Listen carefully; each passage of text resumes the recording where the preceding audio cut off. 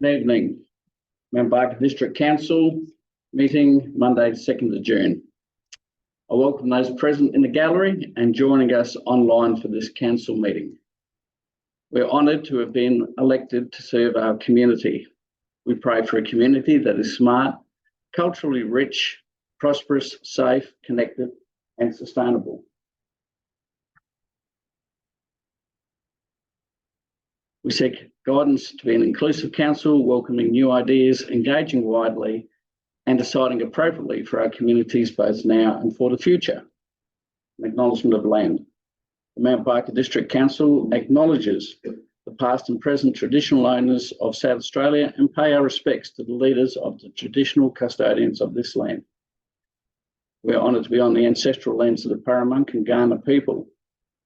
We acknowledge the first Australians as the traditional custodians of this continent, whose cultures are among the oldest living cultures in human history. We pay respect to the elders of the community and extend our recognition to their descendants who are present. Thank you.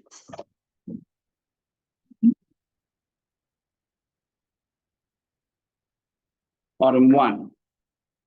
We have no apologies or leave of absence at the time of preparing this document, but since then, Councillor Vogt has let me know that he is unavailable for this evening. So we come to questions from the gallery for the next 15 minutes. Available for members of the community to ask questions relevant to council. It is not time to make a deputation and have an intense discussion or debate. Council members and staff also appreciate opportunities to respond to questions outside of council meetings, as this can allow for a considered response to questions that require investigation.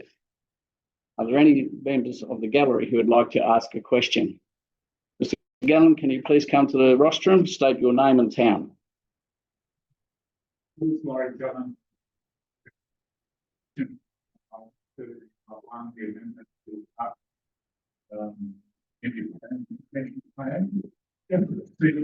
Question about siege and atmosphere being presented in the airport tonight.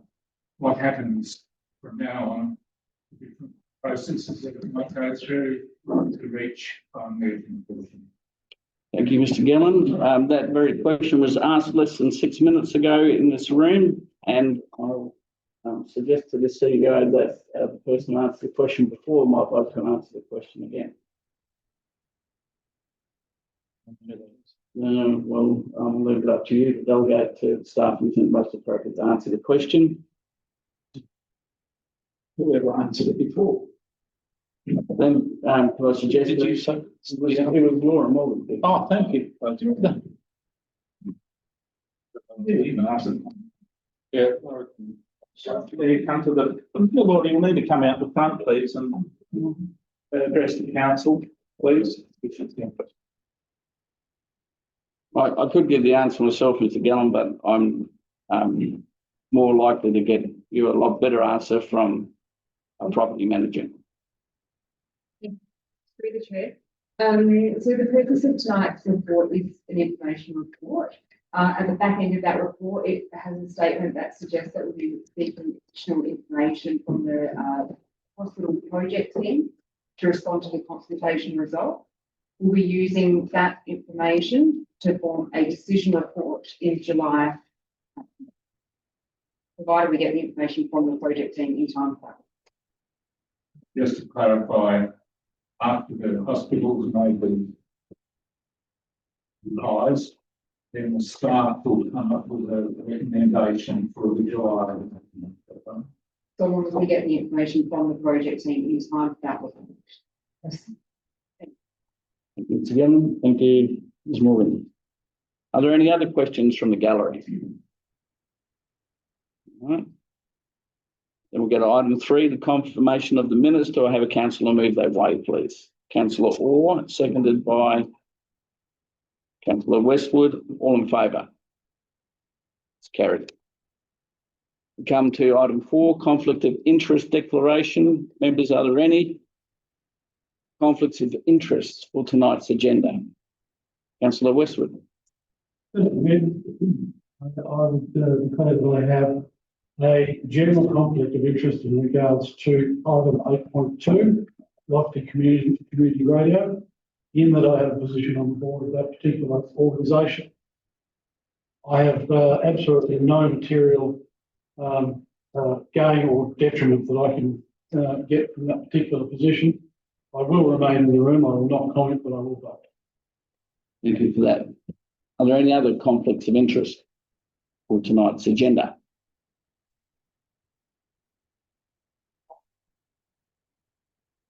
Item 5, deputations. We have 2 deputations. I invite the first speaker to come forward. And Finn can come with you too.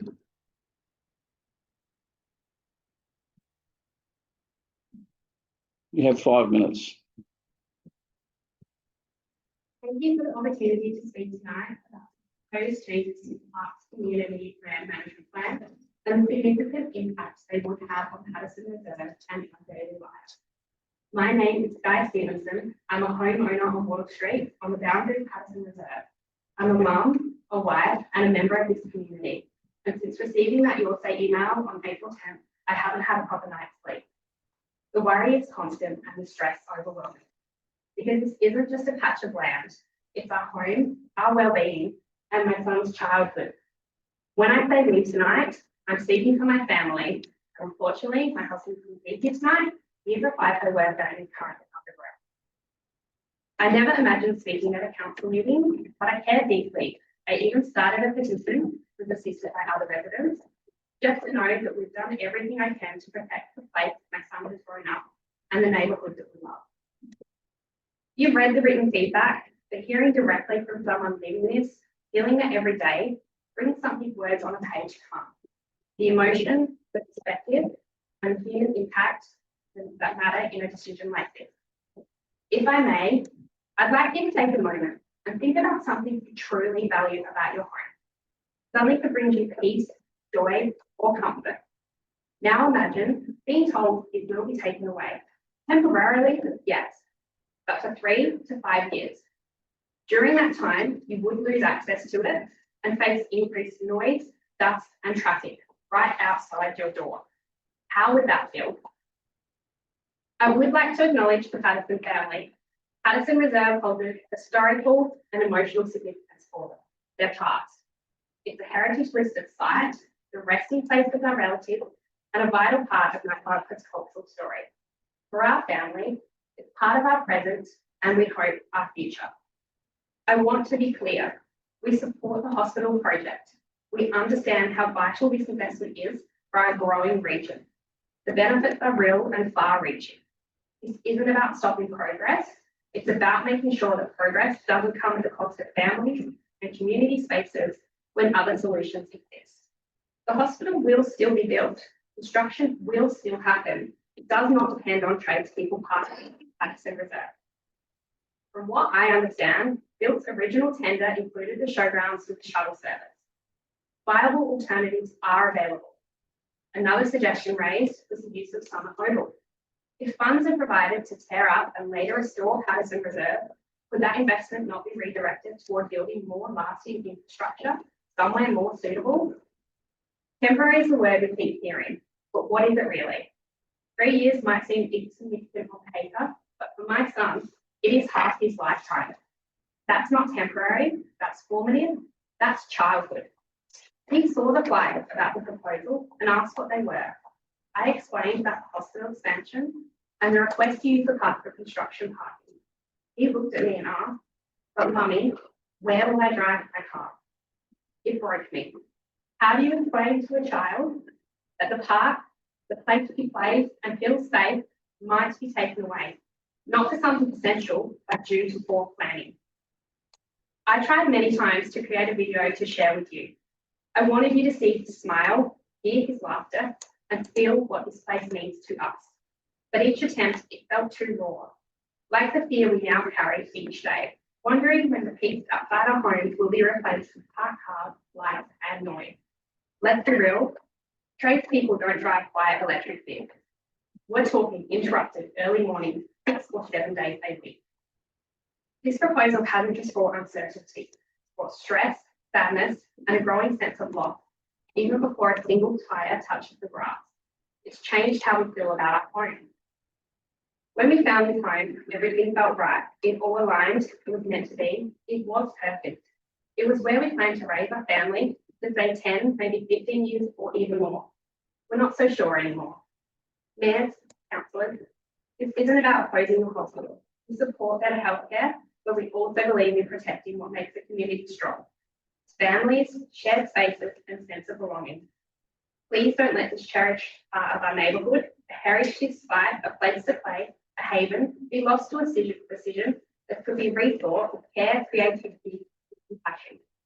Thank you for listening and for considering what this truly means to those of us living together. Thank you. I will invite members of the council to ask a question through me of you if they have any. Are there any questions, members? Councillor Hewitt, you do.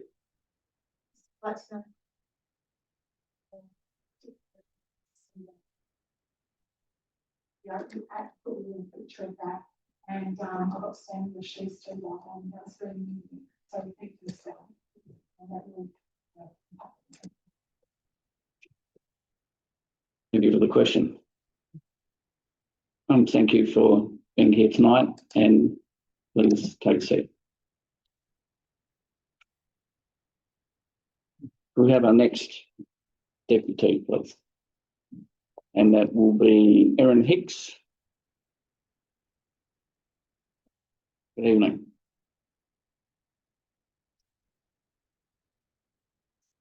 Good evening, Mayor, councillors, council staff, and the members of the community.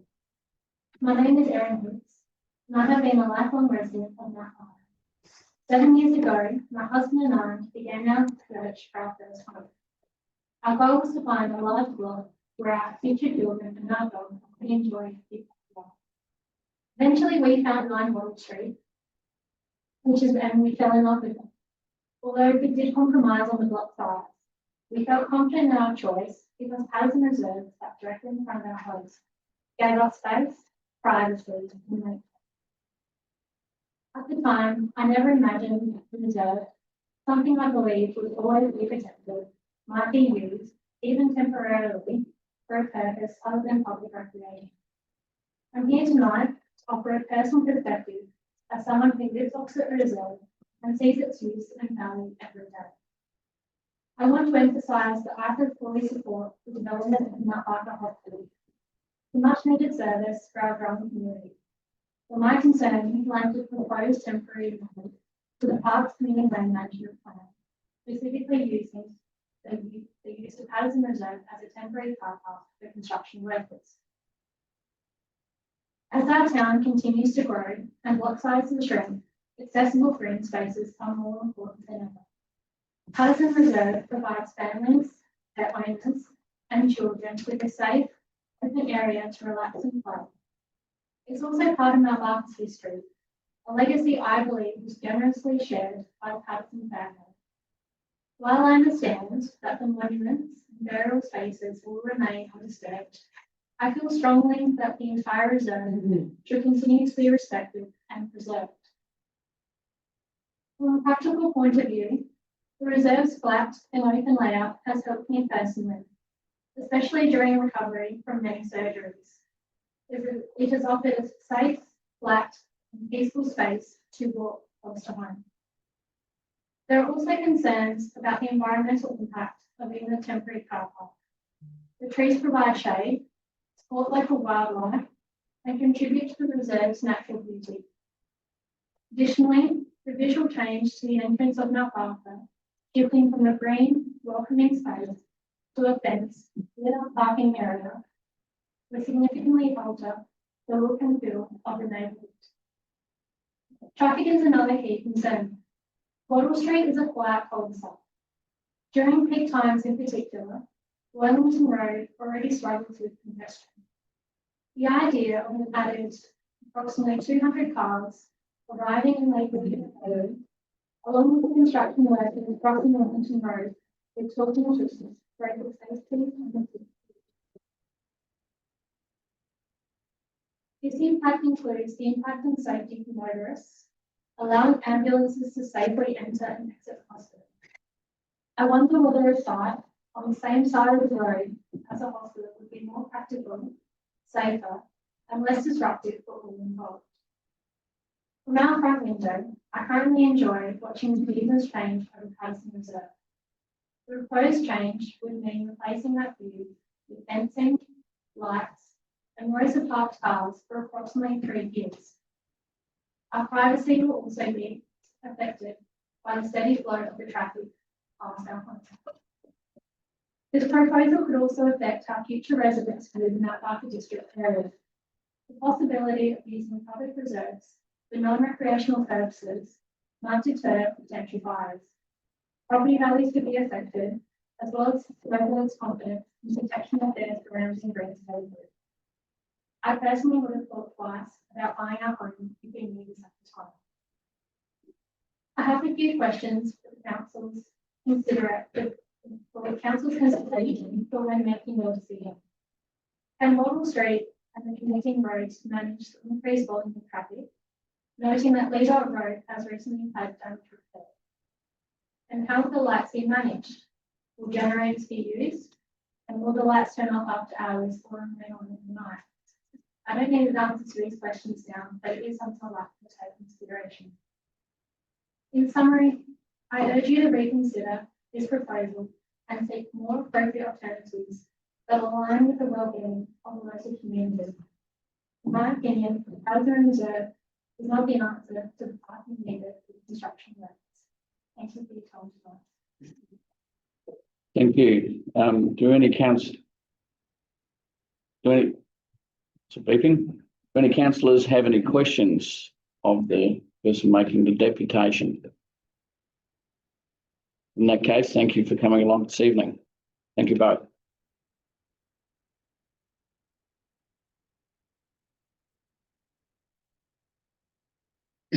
Questions with notice. Number 6. There are questions that have been asked by Councillor Selassie, along with responses provided by the Executive Manager are in the agenda, and they will also appear in the minutes. Move to item 7, questions without notice. Members, are there any questions without notice? Councillor Jones?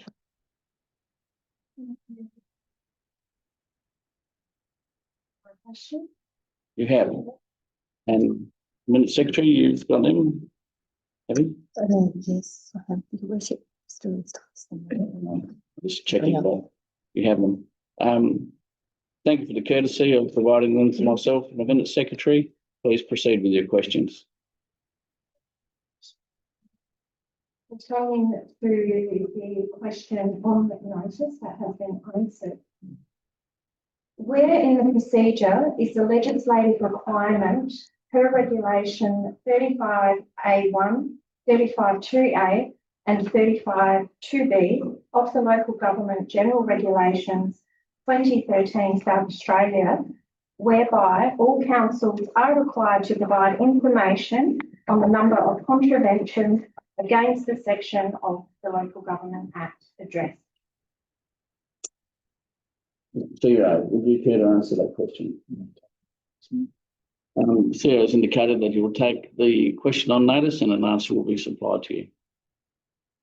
Question 2. How would the Mayor or Deputy Mayor receive information pertaining to the total expenses incurred by Council in relation to dealing with said complaints? Well, I can answer that question for you. The answer to that is that the Mayor or Deputy Mayor, as part of the acquittal process, is required to sign off on any expenses that they would incur in the process, and they would be aware of that in that acquittal process. Well, you didn't ask that. You said, how would the Mayor or Deputy Mayor receive information pertaining to the total expenses incurred by Council in relation to dealing? I was nearly finished. So I'll give you the answer. The answer is that the Mayor or Deputy Mayor signs off on any expenses that they incur with legal expenses or other expenses and dealing with complaints, and they would be aware of that at the time of signing off on those invoices. Thank you. responses are included in the minutes. Question 3. Generally speaking, is it the role of the Mayor or Deputy Mayor to ensure administrative compliance with local government legislations and or regulations as implied in the answer to Councillor Salassi's question? No. Thank you. Do I need to move that these answers are in the minutes? I believe you do. Do I have a seconder? Seconded by Councillor Grosser. Do you wish to speak to it? Councillor Grosser? Any member? Councillor Jones? All those in favour? 2, 6, 7. Motion's carried.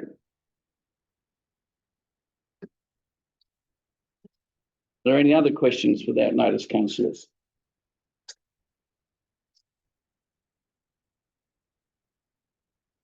Move to item 8, motions on notice. We have 2 motions on notice, the Dunham Bickle site community engagement and decommissioning. Councillor Jones, would you like to move?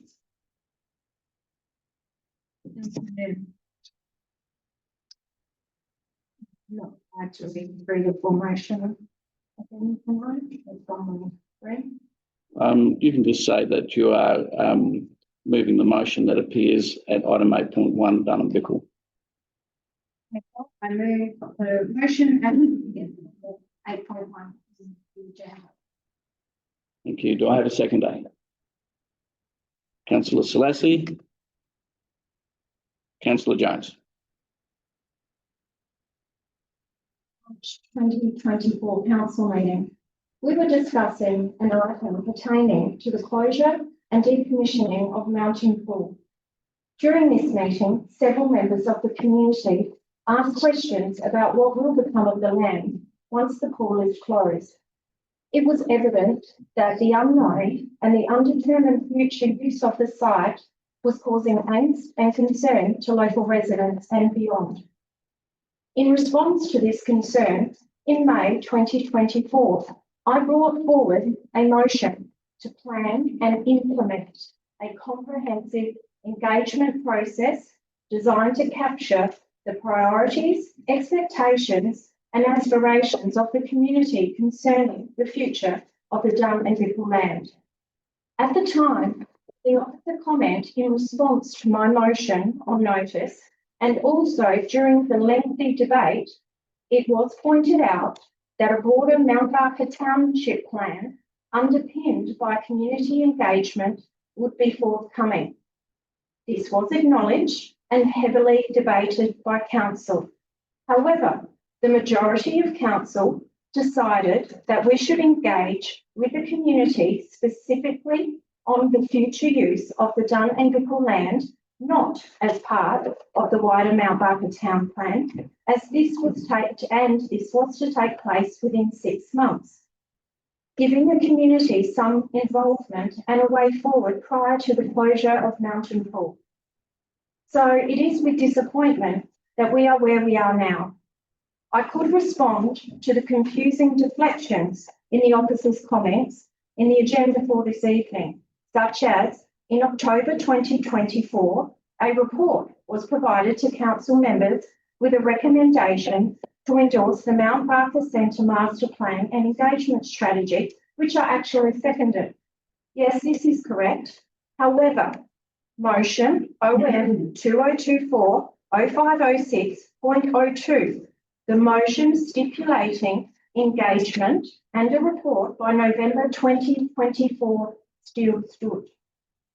The intent of my motion was very clear, as was the debate, which resulted in the majority of council deciding that community engagement pertaining solely to the Dunn and Bickle land was to take place within 6 months, separate from the township master plan engagement. In a nutshell, council made a resolution, and unless this has been specifically revoked, which it hasn't, it still stands. As far as stopping the current decommissioning process, it should not have come to this. Had the original resolution been followed, we would now have a fair idea on what the community's aspirations were for this site, and the process could be taking place as intended. However, considering that we currently have a perfectly useful shed on site and various community groups seeking storage space, could this not be something to look into further? Also, there are currently shade sails on the site in areas where it was deemed appropriate. Would they perhaps serve a purpose in a public space to provide additional shade? I acknowledge that obviously structures such as the pool are a hazard and cannot be repurposed. But what about the current toilets? Could they be useful while deciding what to do with the site? It seems very inefficient to me that we would rip everything down and take it out before we've actually considered what we are going to do with the site. Amongst all of the references to reports, endorsements of decommissioning, etc., there is one very important piece missing. The resolution of Council from May 2024 to engage with the community and report back to Council within 6 months. Unless a specific report recommending the revocation or amendment came through, all of the other various references and resolutions to attempt to circumvent around this consultation do not apply. The intent of my motion was very clear. It was very democratically debated and a lawful resolution of Council was carried. Therefore, we should not be where we are today in debating this again. Thank you. Thank you. Second document. I believe that the intent of this original motion was to have a conversation with the community specific to the Dane and Bickle site. The Dane and Bickle land, including the Mountain Pool site, is steep history and is a treasured community space. The original motion asked the council staff to plan and implement a comprehensive engagement process that would capture the expectations of the community concerning the future of this space. We sought to engage, involve and work with the community on their ideas for this space with a report due back to council as we heard by the end of last year. My understanding from the original motion of last May is that after mutual debate where all members who spoke noted the significant community interest and concern, it was determined by council that community engagement and consultation would occur on the Dane and Bickle site prior to any Barker master plan. I believe this motion from Councillor Jones carried out after we all heard significant community feedback on Dane and Bickle land during the March 2024 Community Forum held at Larratinga, which subsequently highlighted the need for engagement and consultation with our community to hear their ideas on the Mountain Pool site. Whilst I acknowledge that staff will combine the resolution of council from last May together with the broader town plan exercise engagement, to my understanding, this was not the intent of the original motion. I must say that the community interest is still very high. I've been asked many times what's happening at the Mountain Pool site long term, with many ideas and questions also raised by community members at the recent Jogs event. Residents are invested.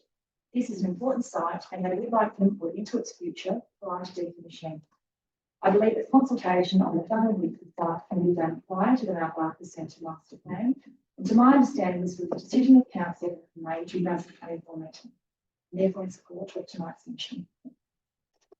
Thank you. Is there another member that wishes to speak to this? Councillor Grosser. Yeah, I've been until now that the original motion from Councillor Jones had been superseded. I think it's important enough if you do justify specific consultation just on that.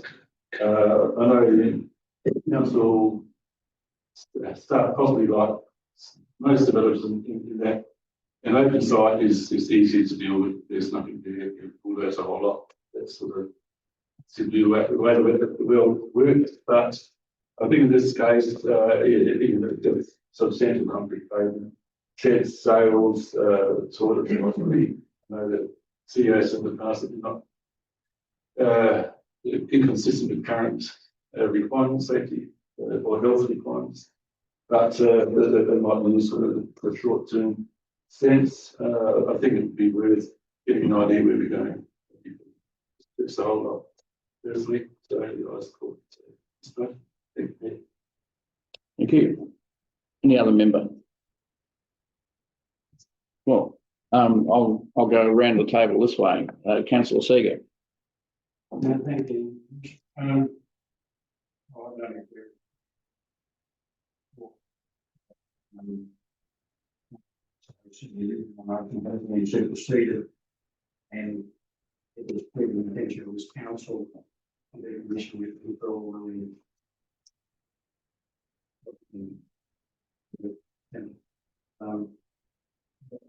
and on stream, you're in the middle of that process.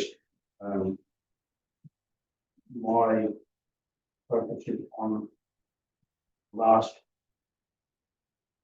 part of the report, the decision motion to cease any further actioning of council as author.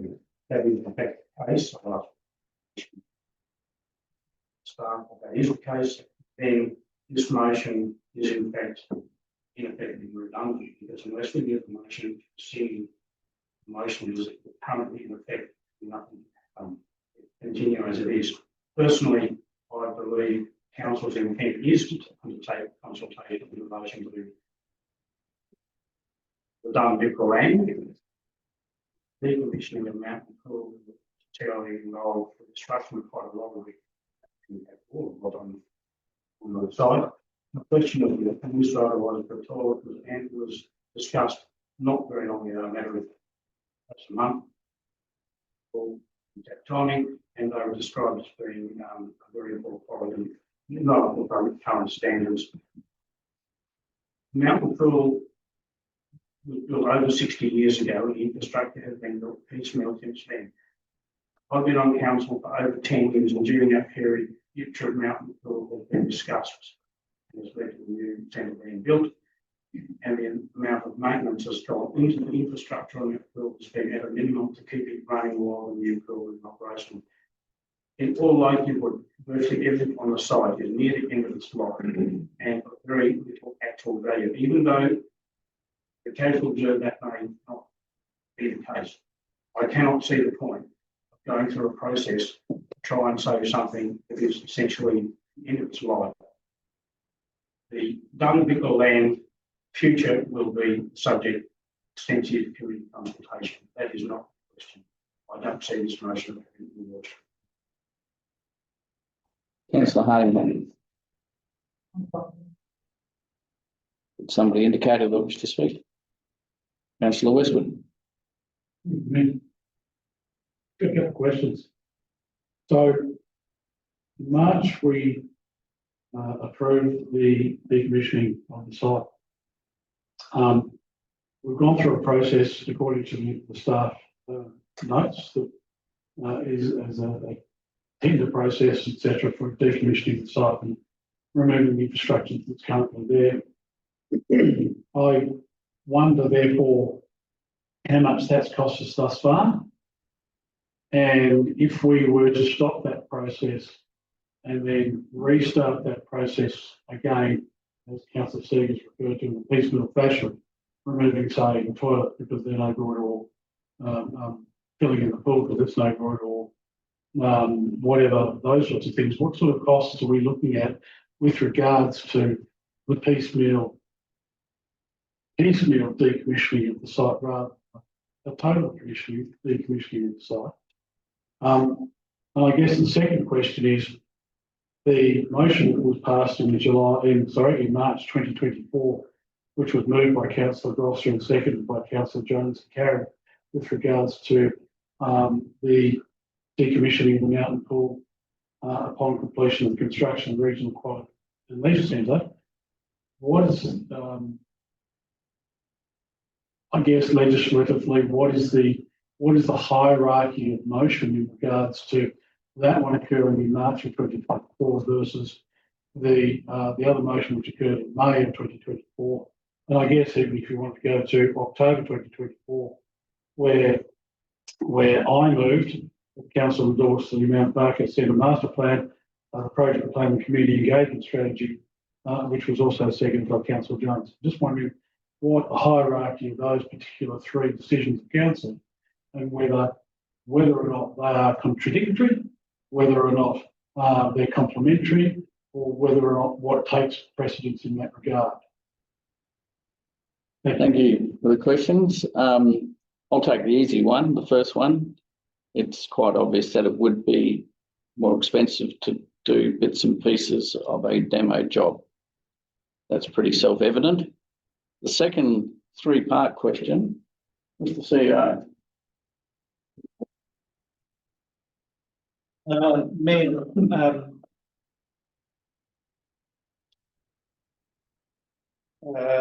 I don't think I could give an answer that's definitive because it's three-part, it's without notice, and to be fair on everybody, I think it's the sort of question that I'd rather have an opportunity to think through. I think it's a very difficult question. The fact of the matter is, staff advice has been provided to you. There's definitely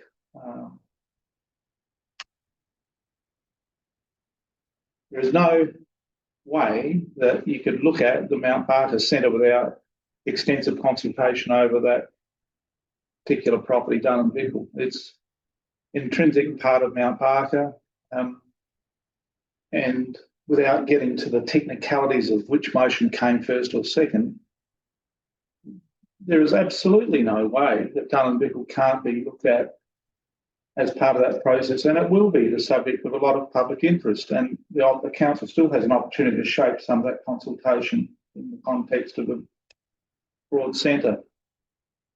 So in essence, the opportunity for council hasn't been lost, and in some ways it'll be greatly enhanced, and there'll be a lot of added value to it through that process. So that's the practical reality. And that's what I think the councils, in my opinion, where they should be focused. That is, that engagement hasn't happened. The opportunity is there to shape the engagement process. The opportunity there is for the community to get engaged. Hasn't been lost. So that's the good news, and I think a positive way to look at it, and a productive way to look at it.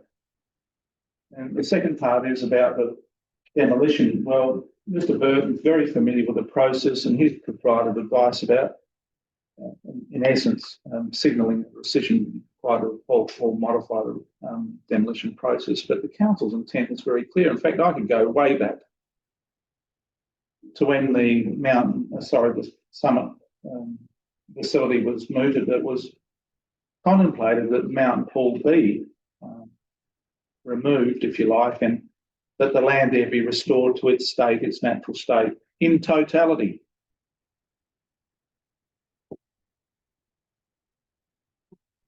Thank you for your answer, Mr. CEO. I think that sometimes the mayor can speak, and what I will say is a couple of things. The first one is that if people do have questions, particularly complex questions, we have had it in the past that these have been put to staff beforehand. I personally have questioned Mr.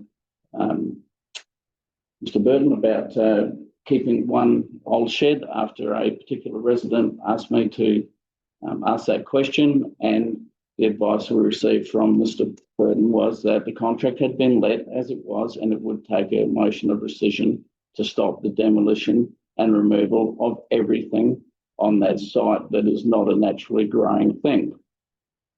And that part is pretty well a moot point in this room.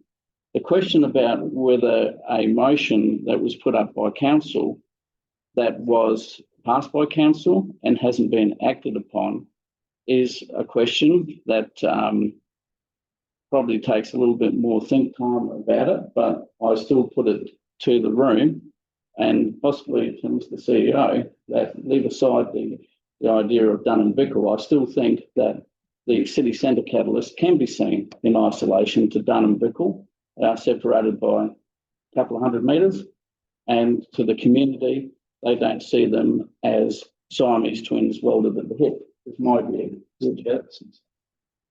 I'm not going to debate with you, Mr. CEO. It comes down to the question is originally asked, does the motion put by council have any standing in this room?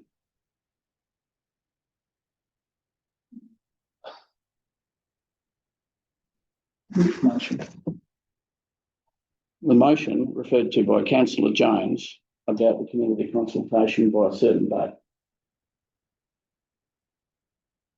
Well, Mayor, the advice from staff is clear, it's in the report. Yep. So,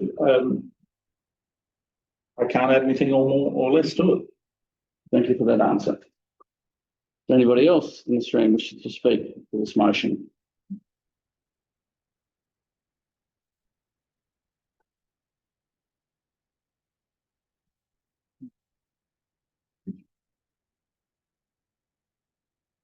So Westwood, Thank you, Mayor. Based on the, it still have to be a question, seeing that you've already spoken. as I was about to explain, based on the fact that my previous statements were questions only, I believe I have a right to speak. I don't think so. I think by asking the questions, you have spoken to the motion. Not spoken to the motion. You're against it. I barely asked questions. Then I'll ask governance for a ruling. Thank you.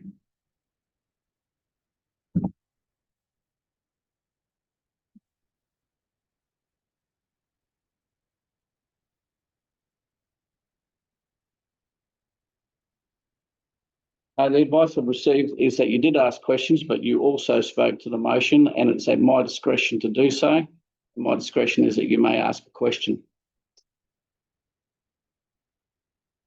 if you choose.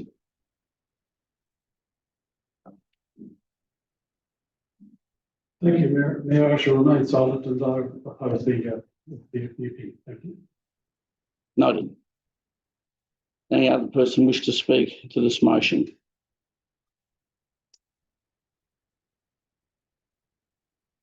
In that case, councillor Jones to close the debate.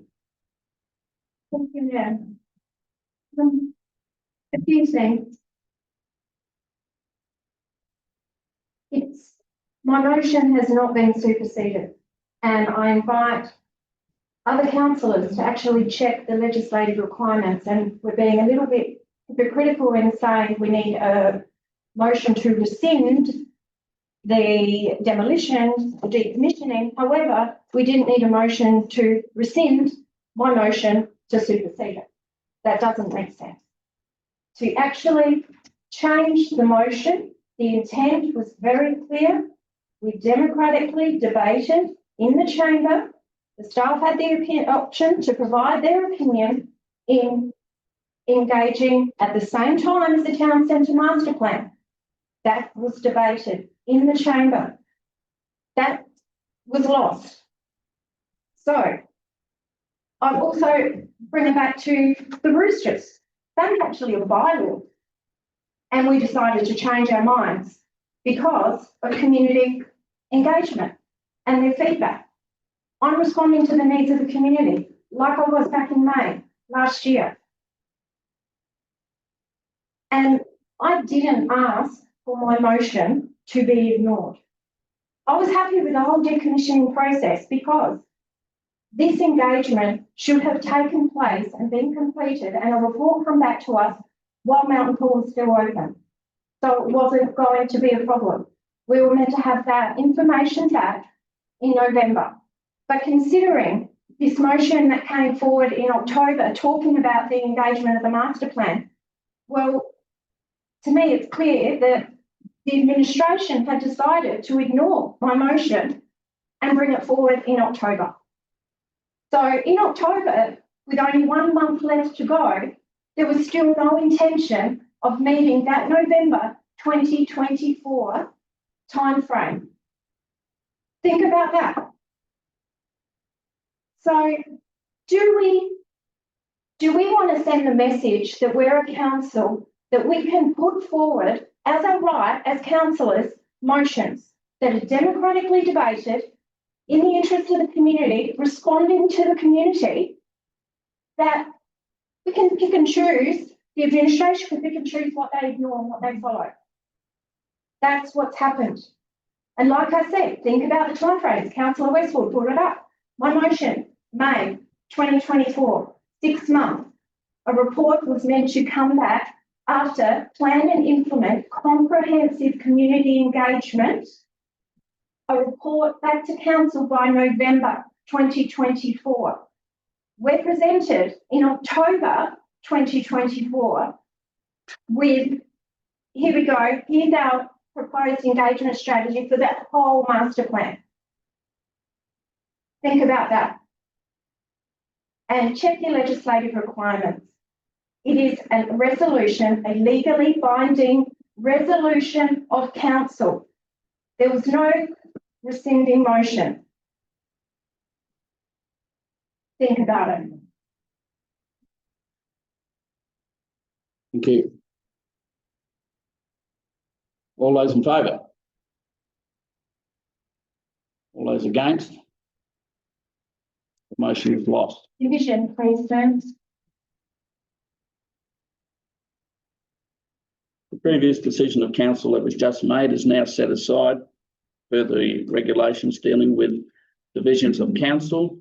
That vote is now set aside. I ask for the people who are in the affirmative to the motion to stand while the names are recorded. And I will say their names. Their names are Councillor Selassie, Councillor Grosser, Councillor Size, Councillor Jones. You're standing. I've already. You need to keep your hand up until it's recorded. But in this case, you can put yours down now because I've noted it.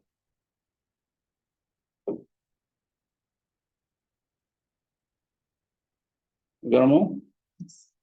Take your seats. Those who are opposing the motion, please stand. Their names are Hewitt, Councillor, Councillor Seeger, Councillor Hardingham, Councillor Orr, Councillor Westwood. The motion remains lost. Please take your seats. Move to item 8.2, Lofty Community Radio. Councillor James, do you wish to move that? I'd like to move the motion to 8.2 of the agenda, please, pertaining to Lofty Community Radio. Do I have a seconder? Councillor Selassie, Councillor Jones, you have the floor. As stated in the background information to my motion, Lofty Community Radio is 100% volunteer-run community broadcaster.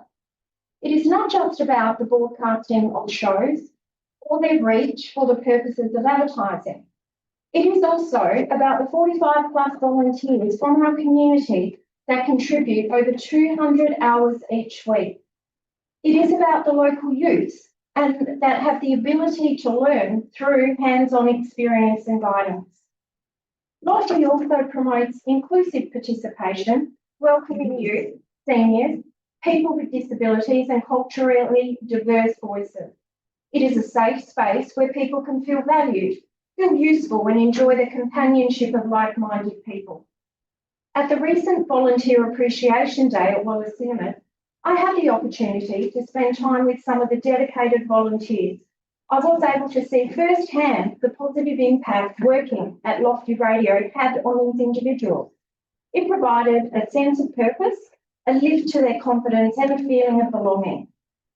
I note that in the officer's comment, it would appear that supporting a community radio station does not align with Council's current strategies, priorities or business planning at this time. I beg to differ. Child and youth strategy, art, community wellbeing, economic production, promotion, just to name a few.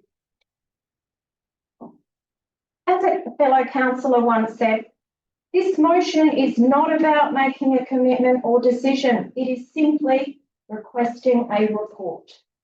After some engagement in how council might be able to collaborate, support or partner with this much valued community service. This motion isn't asking for a commitment or decision or money, no financial obligation. All it is requesting further information so we can make a well-informed decision further down the track. Thank you. Councillor Selassie. I'm comfortable to support this motion. The staff prepare a report detailing the options available to support Lofty Community Radio. As stated in the background for this motion, this is an organisation that provides a welcome community service and support all age and ability participation, welcoming youth, seniors, people with disability, and those from culturally diverse backgrounds, plus assistance in training outcomes also. Though this is not a council service, council did support a similar motion last year that requested a report identifying ways council could support a community-owned building, addressing the costs associated with that building. Under this motion and see comparable intent, it simply asks for a report detailing the ways that council may be able to offer support, whether it take the form of in-kind support, like sponsorship, financial assistance, or any other means that would assist in outlining funding options to support Lofty Community Radio as a valuable community resource. Any other councillor wish to speak? Councillor Hardingham. Thank you, Mayor. I'd like to firstly acknowledge the valuable role of the community radio plays in our region. Lofty is well respected, volunteer run broadcast that brings genuine community connection, promoting local events, evaluating diverse voices and providing hands-on learning experience, especially for young people. Their contribution is clear and meaningful. I also understand that this motion is not asking funding commitment, simply a report on options. However, my concern lies not with Lofty Radio, but the process. Council is already engaging with Lofty Radio to some extent, and we have existing mechanisms such as community grant and fee for service arrangements that are accessible and appropriate. This enables Lofty to receive support in a way that is consistent with how we assist other community organisations. We're fortunate to have passionate and community-driven associations that provide interest, and I believe our support should be both equitable and efficient. Asking staff to compile a formal report for one specific organisation when pathways for collaboration already exist is setting a precedent and diverting staff resources to other core priorities. I don't believe this is a good use of time or ratepayer funds. That said, I strongly support improving the relationship with Lofty Radio. In fact, Lofty Radio has shared that they would like more meaningful engagement with council, and we should take this seriously. But I don't think there is a need to commission a report for action. There are simple, effective ways that can build stronger collaborations now. We can ensure council's media releases are consistently shared with the station. Consider using their platform for paid advertising, which in community radio terms is referred to as sponsorship, or even explore a regular council update segment featuring the mayor or other staff. These actions do not only support Lofty's sustainability and community reach, but they also can be delivered within the existing frameworks without compromising Lofty's editorial independence or adding unnecessary administrative burden.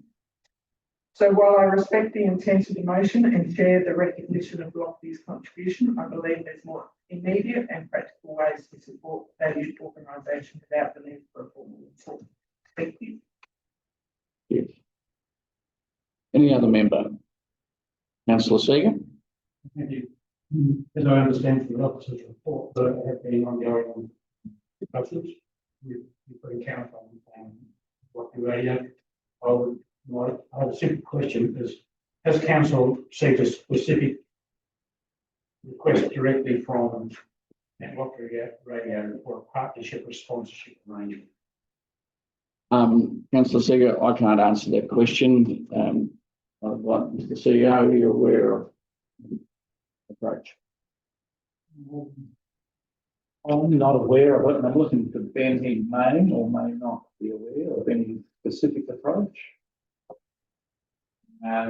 Through there, I'm aware of various staff in my team and in the communications team that have ongoing conversations with Lofty Radio about different partnership opportunities, spots on their station, and also advertising opportunities as well, as part of essentially core business and project delivery.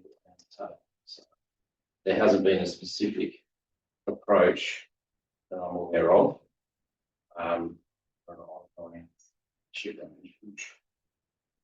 Thank you, sir. With ongoing discussions and no specific request, the report suggests that such a partnership sponsorship arrangement would represent an elevation of support beyond the way we support a whole range of organisations.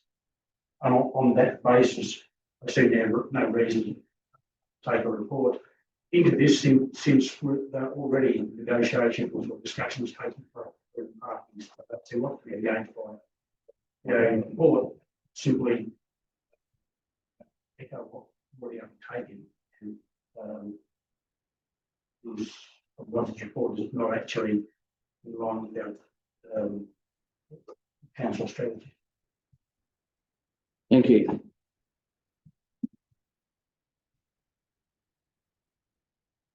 Any other member wish to speak? Councillor Jones to complete. Thank you, Mayor. To say I'm a little bit dumbfounded would be an understatement. I acknowledge Councillor Hardingham's concern of setting a precedent. Well, if it wasn't for the precedent that Councillor Hardingham herself set when requesting a report from staff for advice on how to support a non-council owned building. That's where I got this idea from. So it does appear that it's not the fact of asking for a report, it depends on who is asking for that report. I wouldn't bring a motion forward, Councillor Seeger, if there wasn't a need. And Lofty has been approached. We have approached us. So I wouldn't just pull it out the air. I'm a councillor. I'm engaged with the community. I bring these things to council for decision making. I wouldn't do it if there wasn't a request or a need. Lofty cannot utilise community grants.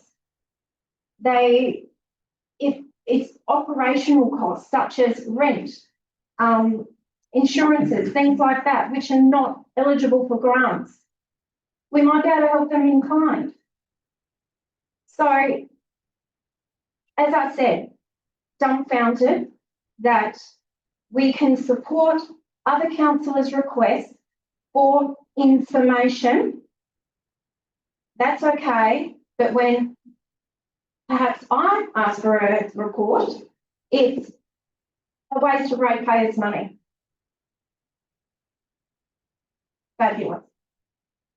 Well, I hope on behalf of Lofty Radio, they're not disadvantaged because I have brought forward a request for a report. Perhaps I should have asked another councillor. Thank you. All those in favour of the motion, raise your hand. Those against? Motion is carried. Division, please, Mayor. Motion 8.2 that was just brought is now set aside by virtue of Councillor Jones requesting a division. I now ask that all of those people who are in favour of the motion, please stand until your names are recorded on the screen. I name the people: Councillor Selassie, Councillor Grosser, Councillor Size, you can put your hand down, Councillor Westwood, Councillor Jones.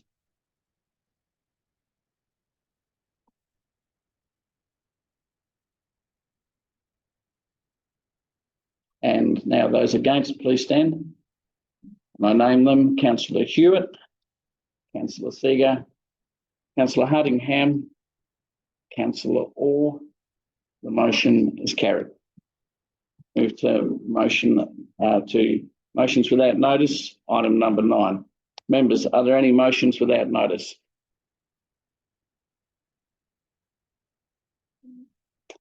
In that case, we'll move to item 10, petitions. We have a petition of people opposed to changes to the Parks Community Land Management Plan, and have somebody move that petition be accepted. Councillor Hewitt, seconded Councillor Orr. Councillor Hewitt. Councillor Orr. Just to thank the minister for a very considered effort and improving the report. Any other member? Councillor Hewitt. All those in favour? Carried. Item 11.1, recommendations from committees. The Audit and Risk Committee meeting. Do I have somebody move that the Audit and Risk Committee meeting as attached be moved? Councillor Seeger, seconded by Councillor Selassie. Councillor Seeger. Councillor Selassie. Any other member? Councillor Seeger. All those in favour? Carried. Item 12, draft GMB Water Asset Management Plan 2025.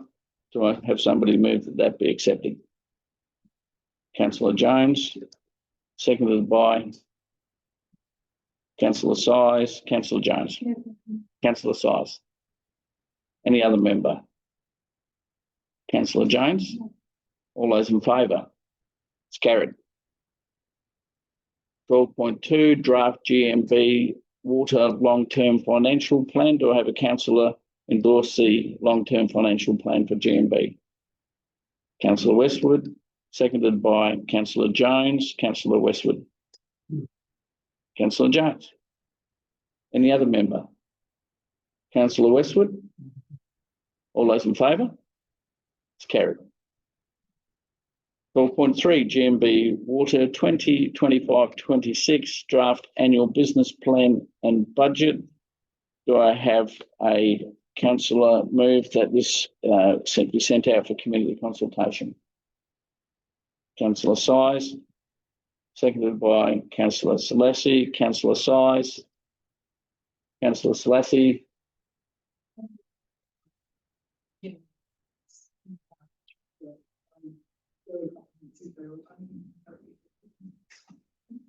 Thank you. I have.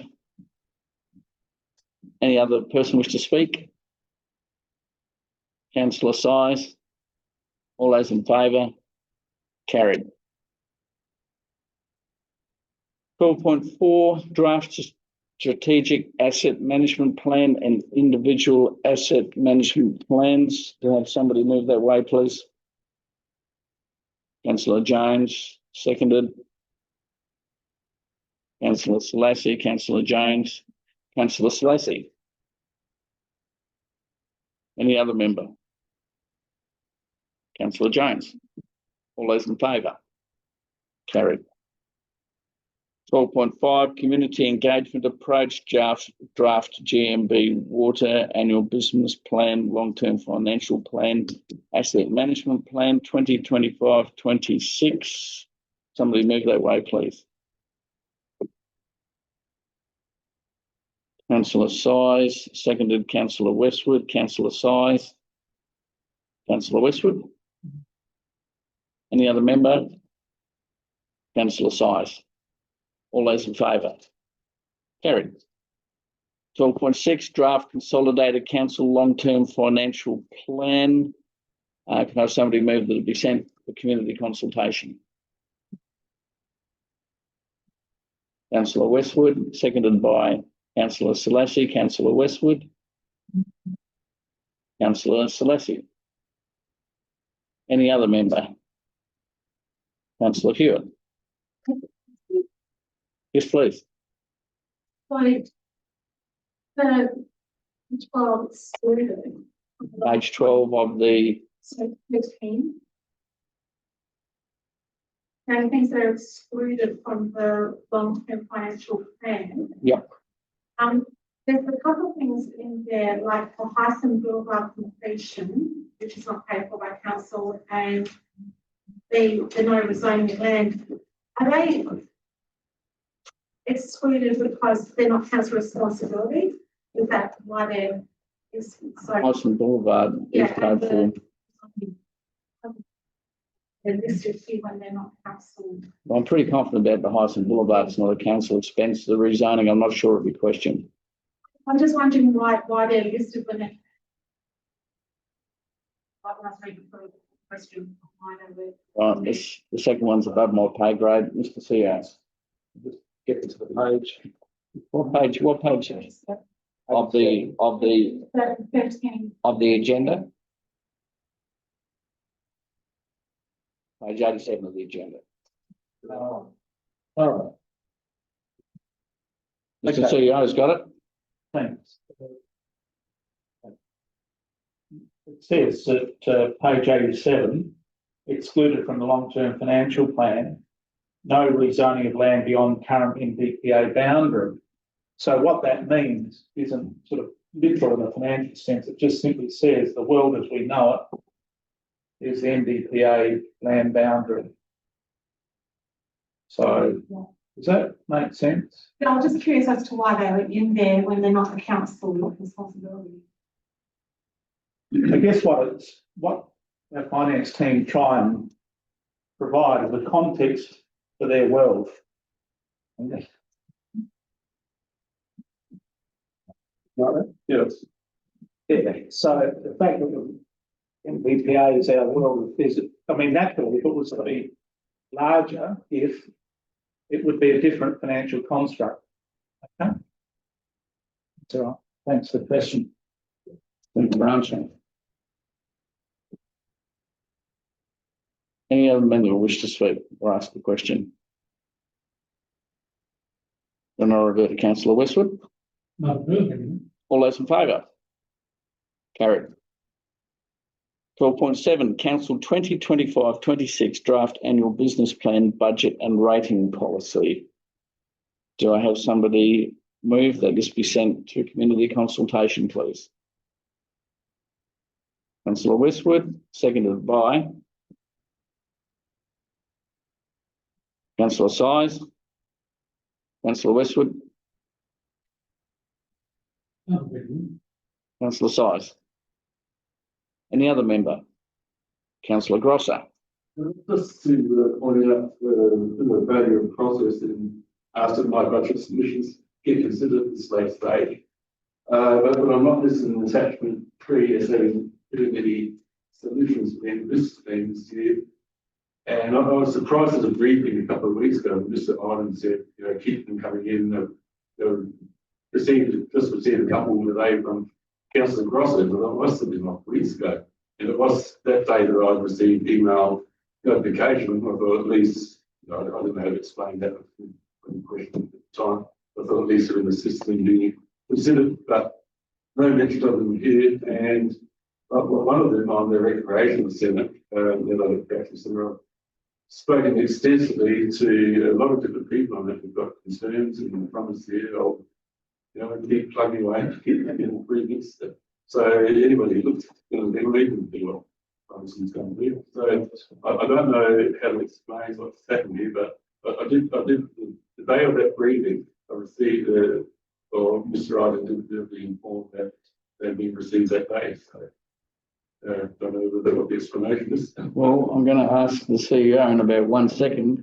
And Yeah. I'll probably like to defer to your associate. I will in a minute. Great. Thanks, man. Yeah, no, I think you recalled that accurately. Mr. Ireland did invite submissions, and I suppose what I should say is that if you cast your minds back over the years, we've said that we can receive submissions all during the year. But for the purposes of a close-off on presenting this information, there is a close-off. So submission missed the deadline. Now, I will invite Mr. Ireland to the front, Mayor, to just add to the answer. But my opportunity for you is to have you be encouraged to know that you can put in submissions all during the year. It just so happens for the purposes of the budget, there's got to be a close-off. So if it misses the deadline, this is the deadline, but it's not lost in the system. Now, that might be cold comfort, but please don't feel as though submissions are only received at a certain part of the year. You know, we'll listen to good ideas at any time during the year. Just for the purposes of getting into the system, there is a deadline. So it hasn't been lost. to say. Mr. Ireland, I'm sure would like to add a few words about particulars of your submissions. Again, for that's great, there is a cut, and they will receive that with one statement, so. They're already staying on, but we do have them on file. Lastly, what's the explanation for the email received some period after their submission? And at the time of submission, I had conversations that it wasn't too late with council staff.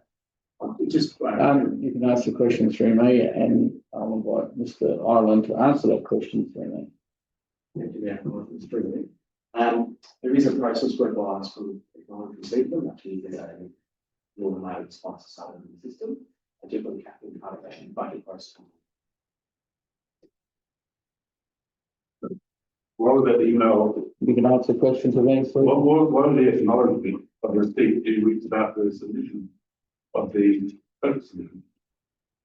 Don, would you like to answer? Through the chair, I'm not sure what, but I'll If it was within the cut-off time, which we were told was the cut-off time, it could then be amended to include the minutes if it's in any of the suspension. through the chair. I'll get them and I'll come back to you through the farmer. Thank you, Mr. Ireland. Any other member wish to speak to 12.7? Councillor Westwood, to close. All those in favour? Carried. 12.8, community engagement approach to the draft council annual business plan, long-term financial plan, strategic asset management plan 2025-26. We'll have somebody move that way, please. This is the community engagement. Thank you, Councillor Jones. Seconded by Councillor Selassie. Councillor Jones. Councillor Selassie. Any other member? Councillor Jones. All those in favour? Carried. 12.9, Southern Hills Local Government Association budget and subscription fees. We'll have somebody move that we note and note a subscription fee. Councillor Orr, seconded by Councillor Size. Councillor Orr. Councillor Size. Any other member? Councillor Orr. All those in favour? Carried. 12.10, adoption of 2025-26 fees and charges register. Do I have somebody move that way? Councillor Jones. Seconded, Councillor Westwood. Councillor Jones. Councillor Westwood. Any other member? Then I have flagged earlier today an amendment which has been sent to the Minute Secretary. I'll have the amendment put up there, and I will say that they're in the bright yellow, and I won't speak to it unless there is a seconder. Do I have a seconder? And if you haven't read it, I'll give a chance for it to get up on the screen. And I'll read it out.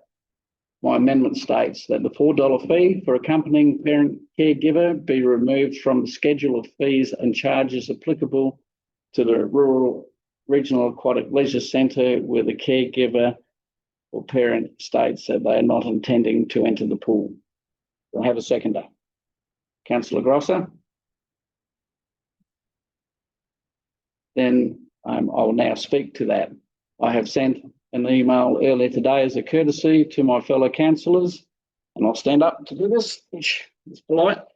I did send an email earlier where this notion, I have had discussions with senior staff in the past about it, and my view is that there are going to be some people in this community that if their child goes along to go to the swimming centre and wants to swim, if they take both parents with them, it'll be an additional $8, which may not seem an excessive amount to some people, But I can assure you there are people in this community that have spoken to me and said the difference between, I think it's $6.50, is it for a child to go swimming? Something like that. $6.50. You can't send a child on their own under the age of 13 or 14 or whatever. And so that means that if your child wishes to go to the swimming centre, it means that there is an additional $8 charge to that family. There's an additional $8 charge to that family, which is onerous for some people. And for the fact that for certain events that are during the year, like Learn to Swim, or for school swims or Courier Cup, we won't be charging for parents or caregivers to attend in that situation. And I acknowledge the comment that it is possible that somebody could say that they're accompanying their child and then go to the change room and go for a swim. That is possible, but the amount of revenue we would lose over a year would be far better, in my opinion, outweighed by a younger child who doesn't have parents that can afford to take them to the swimming pool for that little person to get to the swimming pool. That's the basis of my amendment. I now invite Councillor Grosser to speak to them. It seems reasonable to me. It may not be an issue for a lot of people, but as the mayor said, it will be an issue with some. Running a lot of finance behind it. I think the regional project centre should achieve more than the sporting outcomes. It's going to be social connection as well, and your family bonding. It's great thing for parents to do, take control of the sporting event and or watch them recreate and catch for the parents while they're there. And it means that some people can do this activity might be twice. I support it. Okay. Would anybody else wish to speak? Councillor Hewitt. Question. This one clarification. So Sure. I believe that Belgravia are be running the aquatic centre. Are they not the ones that set the fees, or does Belgravia run it but we set the fees? I was just curious. We are the council, we set the fees. Okay. On their recommendations. Councillor Seeger.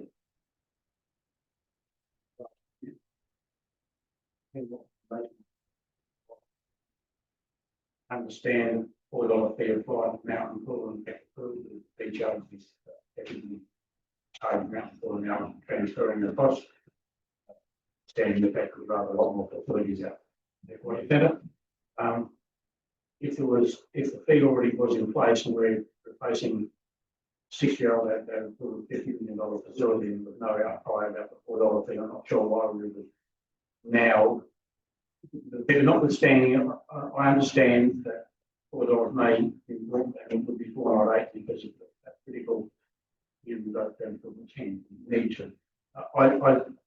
It comes a point where things have to be paid for, and that may not be a popular view, but I don't think we can actually. I don't see why we do this when we haven't done it in the past for a much lesser facility, and that's Would anybody else like to speak? Councillor Size. Council committee years ago when some people were trying for a specific basket that all corrects and the always charged for payers to pay, and then the spectator for parents to pay as well. And some parents just couldn't afford the $6 fee to come and watch their child play, so they'd sit in the car while their child play, and it was really sad because they missed out on seeing their child play and being part of that community. So if we can do whatever it takes to get children to be involved and parents to be involved in the community, I think we should. Any other person wish to speak to the amendment? Councillor Westwood. Thank you, Mayor. I'm going to ask a question. Sure. Not make a statement, just ask a question. For events such as the Courier Cup, Learn to Swim, are the fees built in? Are the fees equivalent to a recreational swim, or are the fees equivalent to a activity with a supervisory person there? My understanding is no, but I stand to be corrected by senior staff. The children are supervised by lifeguards and teachers. Is my understanding. And I could invite the CEO, if my understanding is incorrect, to correct me. I'm always open for extra information from staff. Through the Mayor, if I've understood the question, if you have Career Cup or any other events, they will have to meet supervisionary ratios between the attendees and others. When there is an event of that nature, there will be a negotiated outcome with the host, and so therefore there won't be the spectator or others fees. It'll be determined by the host. In the motion that we have, or the amendment that we're speaking to, if you do increase the amount of spectators in the rooms, then there is a potential need for additional supervisionary staff, so there'll be an additional cost. Are there any other questions or people wish? Councillor Jones. Having been involved in the world of projects and swimming facilities for quite some time, I agree with the response that Belgravia and the advice that they've provided to us earlier today. And $4 is not an onerous fee. Yes, to some people it may be, but it is simply enough to deter some unauthorised pool use and antisocial behaviour. I personally have seen where people may congregate, adults might congregate and use it as an entertainment facility where there's lots of kids around because it is a free entry. And how do the staff, as pointed out by Belgravia management, how do they distinguish between someone who walks in and says, I'm just a spectator, but then goes in and has a swim as well? So I do believe that we've empowered and are trained for a service, and we should listen and respect the advice that we've been given. And it is, it's unfortunate that these things are in place, but it is enough to deter some people who want to abuse the system as well. So I do think we should be taking the advice from Belgravia, because the administration and just the enforcement of the spectator having no fee, and then it's likely to impact other ratepayers because someone needs to pay for the service as well. Would any other member like to speak to the amendment that I put up? Councillor Selassie. Sure.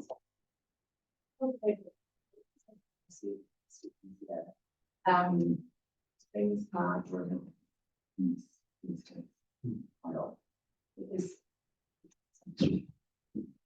According to what's here on the paper in front of me, I don't believe there is, but as always, I'm very open to the advice from the CEO or his staff.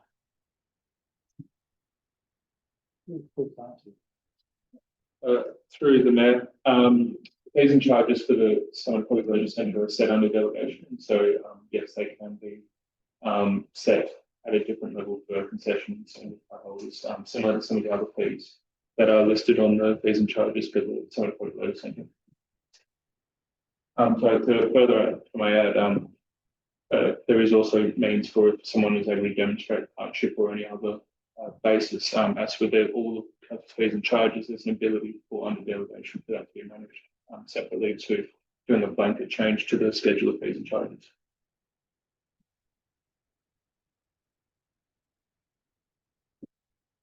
Would anybody else wish to speak to the amendment? Then I'll put the amendment to the vote. All those in favour?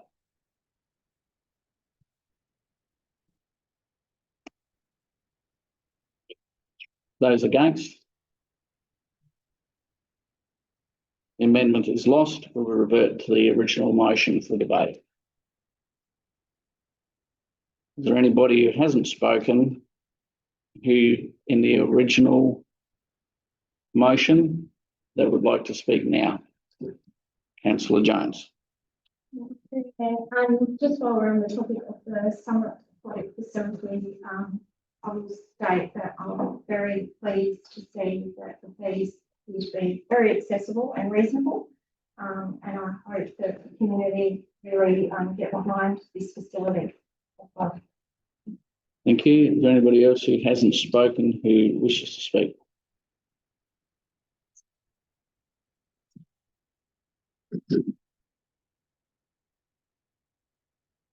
Thank you very much. Anybody else wish to speak to the original motion? That can include people who have spoken to the amendment. In that case, I come back to Councillor Councillor Jones. Close the debate. Then, in that case, I'll put it to the vote. All those in favour? Motion is carried. 12.11, library standards analysis. I have somebody move to note the report and note the other three matters that are attached to that. Councillor Selassie, Councillor Jones, Councillor Selassie.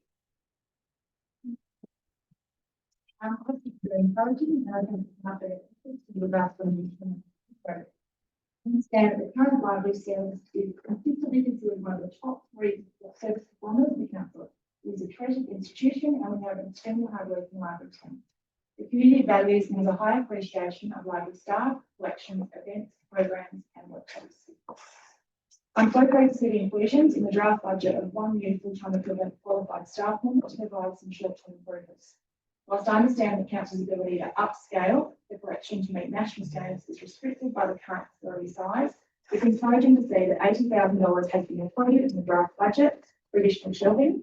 This could increase the current collection by potentially 3,000 to 5,000 items. A welcome inclusion, as is the $10,000 in draft budget for the library pilot program. This program will work with local community and business partners to improve library service delivery to councils' townships, and it's something our community has been crying out for. So it's great to see resourcing provided for the pilot program. Noting that further increases are tied to the progression of a new or expanded facility, I look forward to the outcome of discussions with TAFE to explore potential expansion opportunities at the current Damasco site. With positive correspondence received from TAFE expressing their openness to conversations and negotiations on a possible library expansion, I hope that an outcome can be found for our community that delivers on the resounding feedback in the needs analysis survey for the library to remain and expand at its current location. With the need for expanded library services, I'm looking forward to the action plan to come, that I believe will endeavour to address the community's feedback with our recent needs analysis on its priorities, needs and desires in relation to library service. I would like to ask one question to you, please, Sam. With regard to recommendation 4, will the planned workshop to occur with council members prior to the action plan be included in the council agenda, be an open workshop that the community might attend and observe in the hour? My understanding is that some workshops are able to. I'm reasonably sure that this would be one that the community could witness and would not participate in, but I'll seek confirmation from Mr. CEO or one of the staff.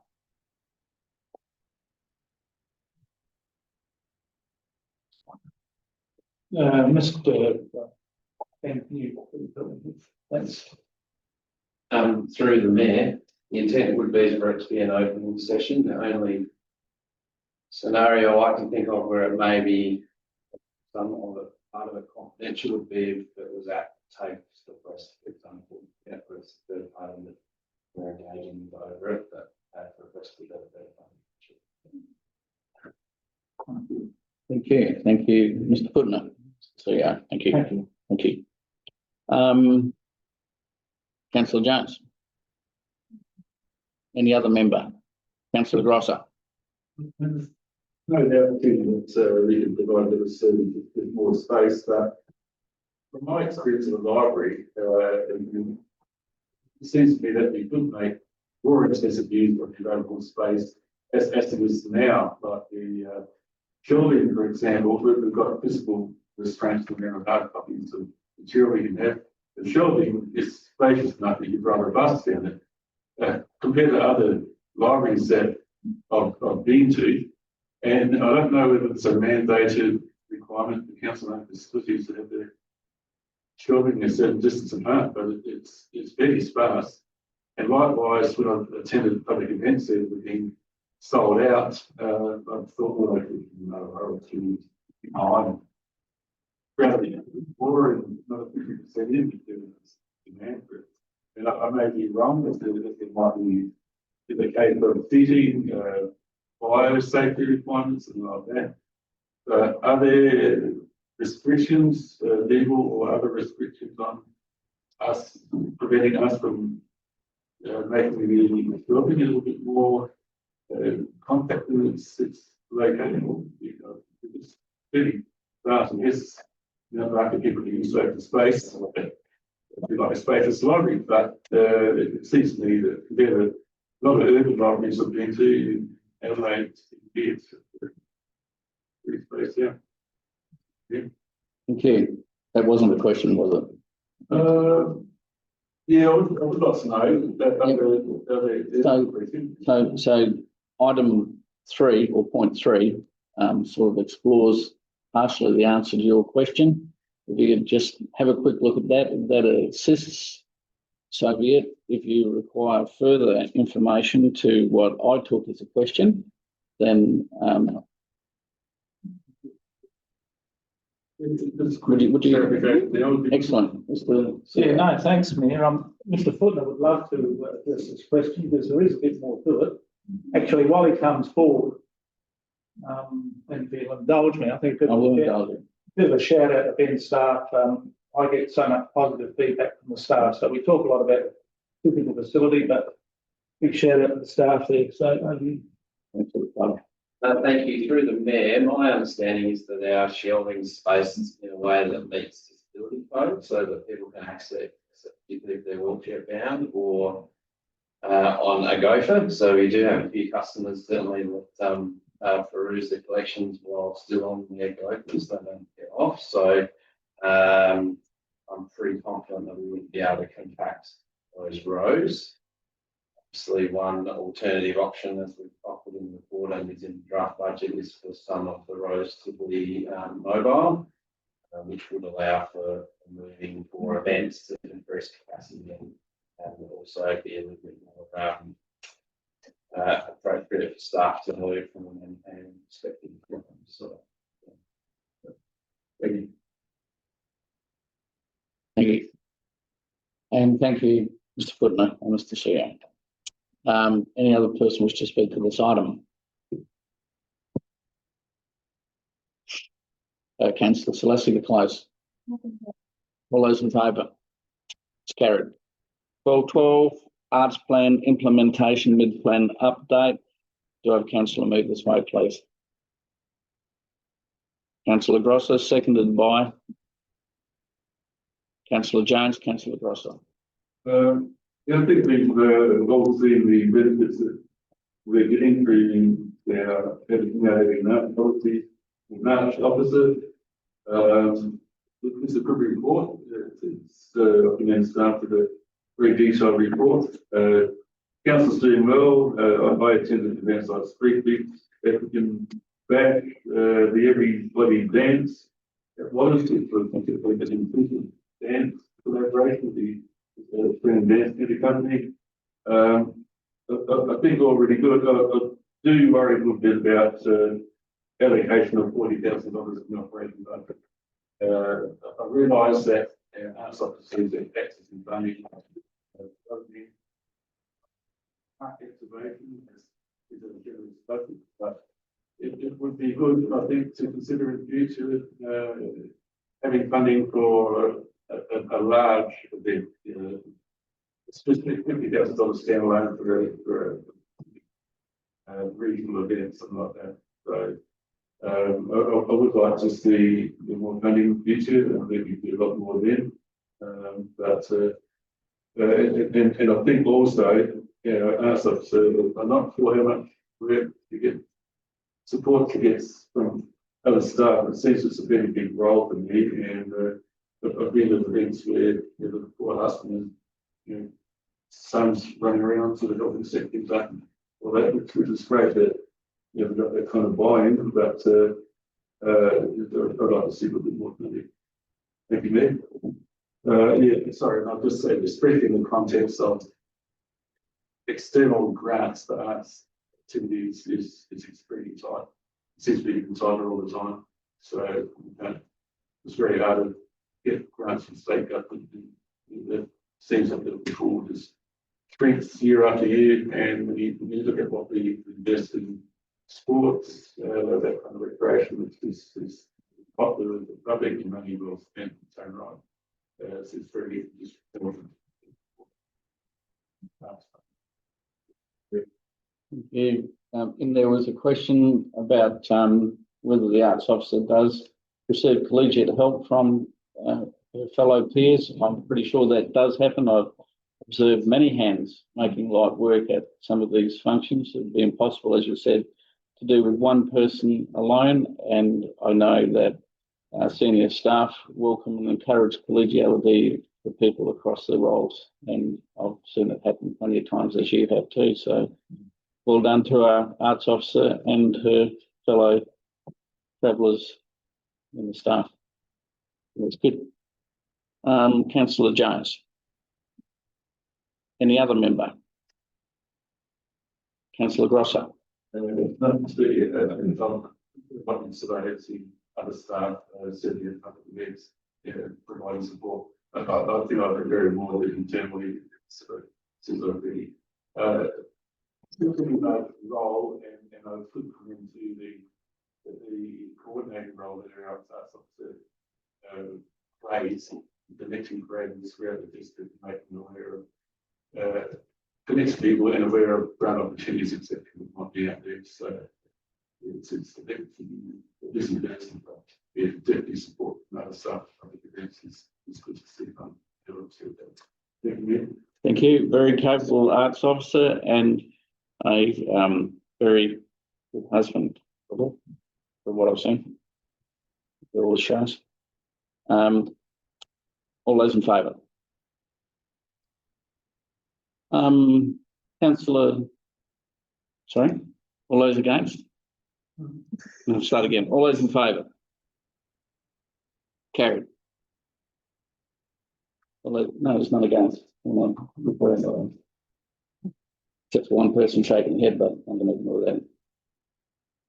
1213, State Bicycle Fund grant submission.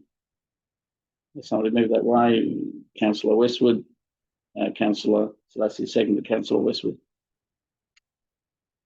Thank you, Mayor. My question would be probably going to say something. This is a fantastic move forward for this particular shared path, which has been a long time coming, and we're very lucky the grant was successful. We get something done. Thank you. Thank you, Councillor Selassie.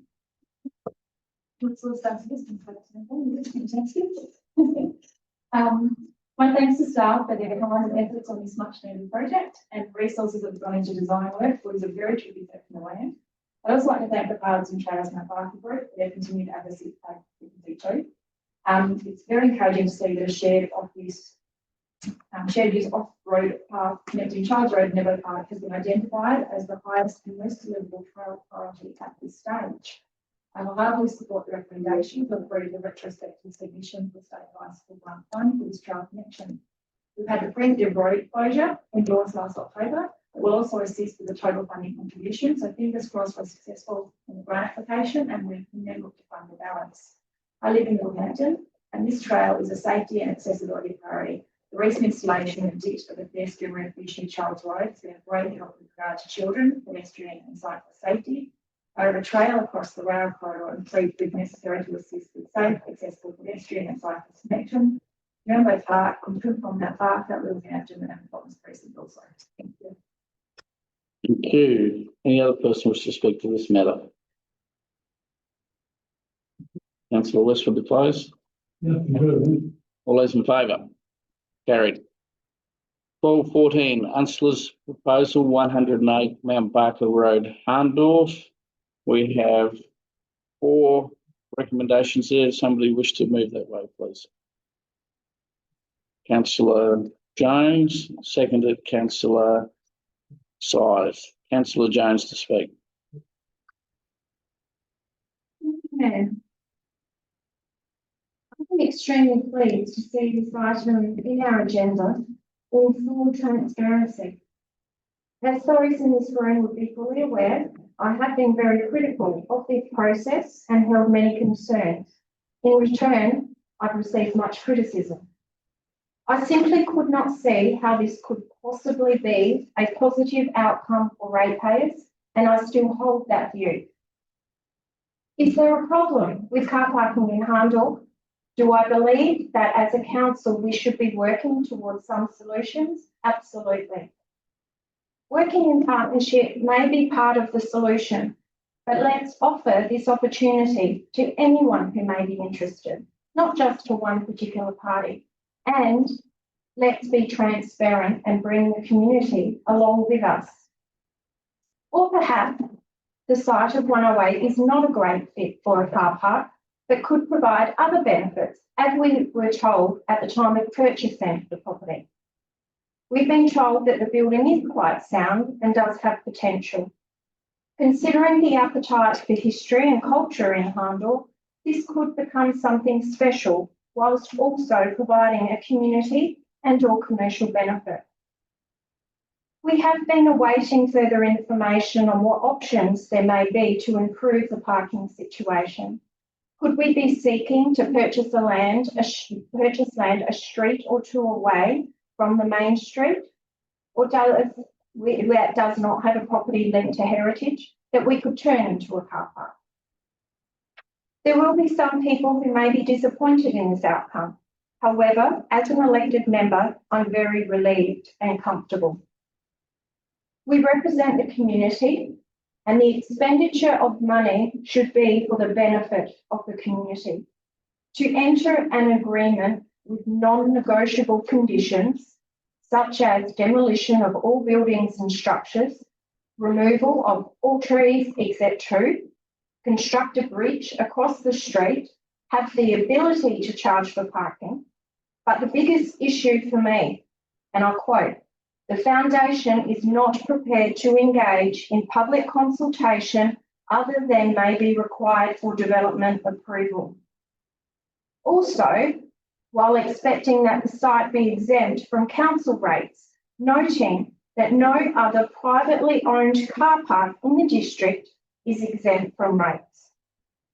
As only a few councillors noted during the process, this does not come across as a mutual partnership striving for the best outcome for the community. If the intentions were in fact to provide a solution, why the secrecy? Why the non-negotiables? Why the demands? I do thank Wolf Blass for his interest, but feel that he has potentially been let down by the forthright, non-negotiable, commercially focused presentation of this offer. I'm also disappointed at the expenditure of public funds trying to make this offer fit. I believe at last check, it was over $6,000 for what? This money would have made a huge difference to a local community group. In light of this, I would welcome a comprehensive review of our unsolicited proposal procedure, noting that initially a couple of us had to fight to even get it to be considered under this procedure. I hope that we can now close the door on this proposal.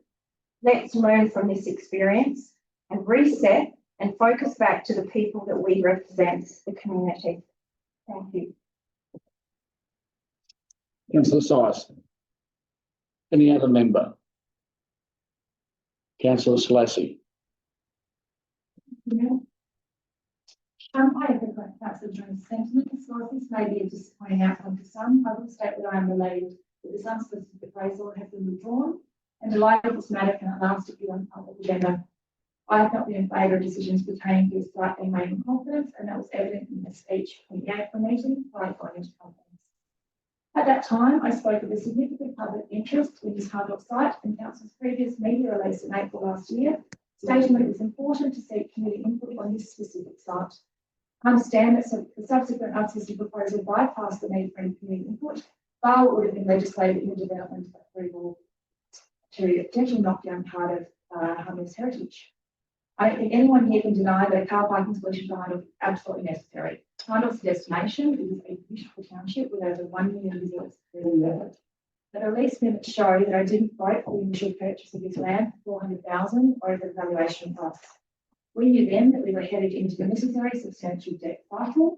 This point was raised, and after careful consideration, for me, it came down to, was this the best use of $2.3 million of public funds? For a car park that could assist with but not resolve climate parking issues. We were also told at that time that it would cost an additional $1 million to turn the site into a car park.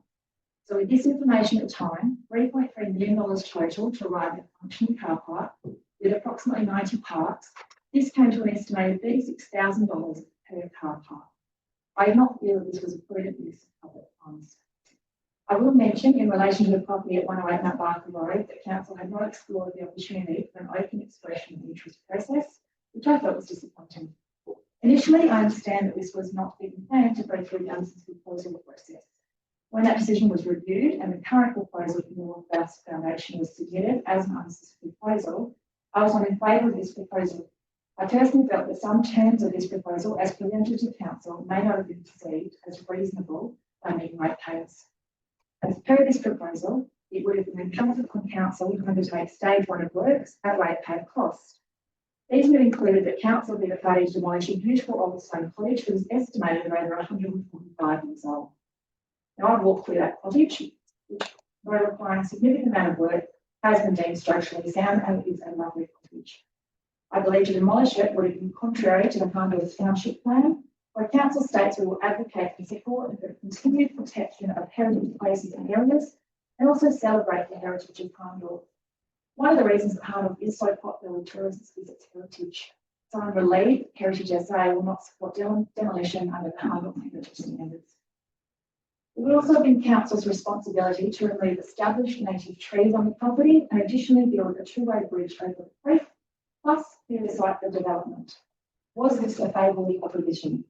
The council to financially assist a private entity to deliver a privately owned car park at an estimated cost of $650,000 to the ratepayer certainly concerned me.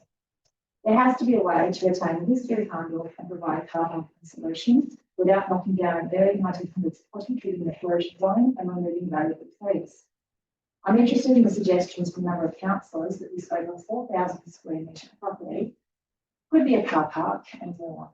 It could potentially be a car park and a cottage available for community use.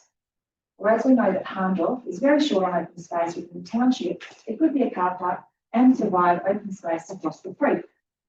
I have faith in our staff to keep progressing workable solutions for car parking outcomes in Hindle. This was never going to be the complete solution or a magic bullet. It is part of a multifaceted, coordinated approach, and we're all invested in the best outcomes for our community. Thank you. Any other member wish to speak?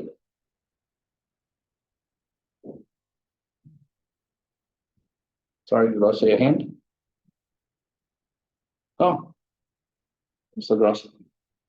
Yeah, I've had major concerns that this, well, along I haven't had support my voting. I'm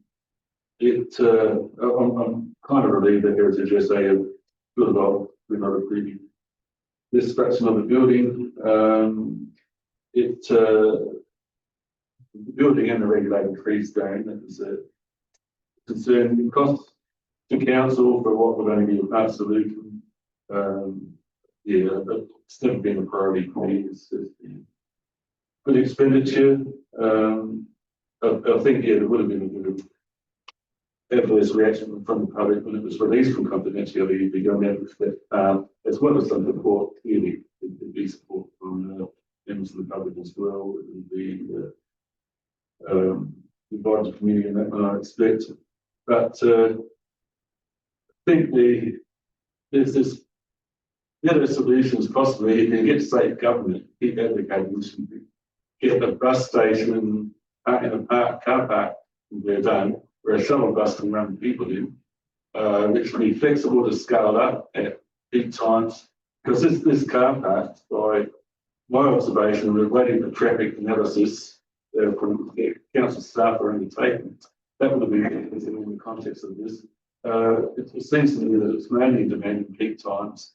I've been taking notice that never going past since the purchase. It seems to be adjoining car park is fairly empty all the time. So the solution for limited peak times, without being the complete solution in those peak times, I think if we can get a car park and bus, shuttle bus from there down would be brilliant.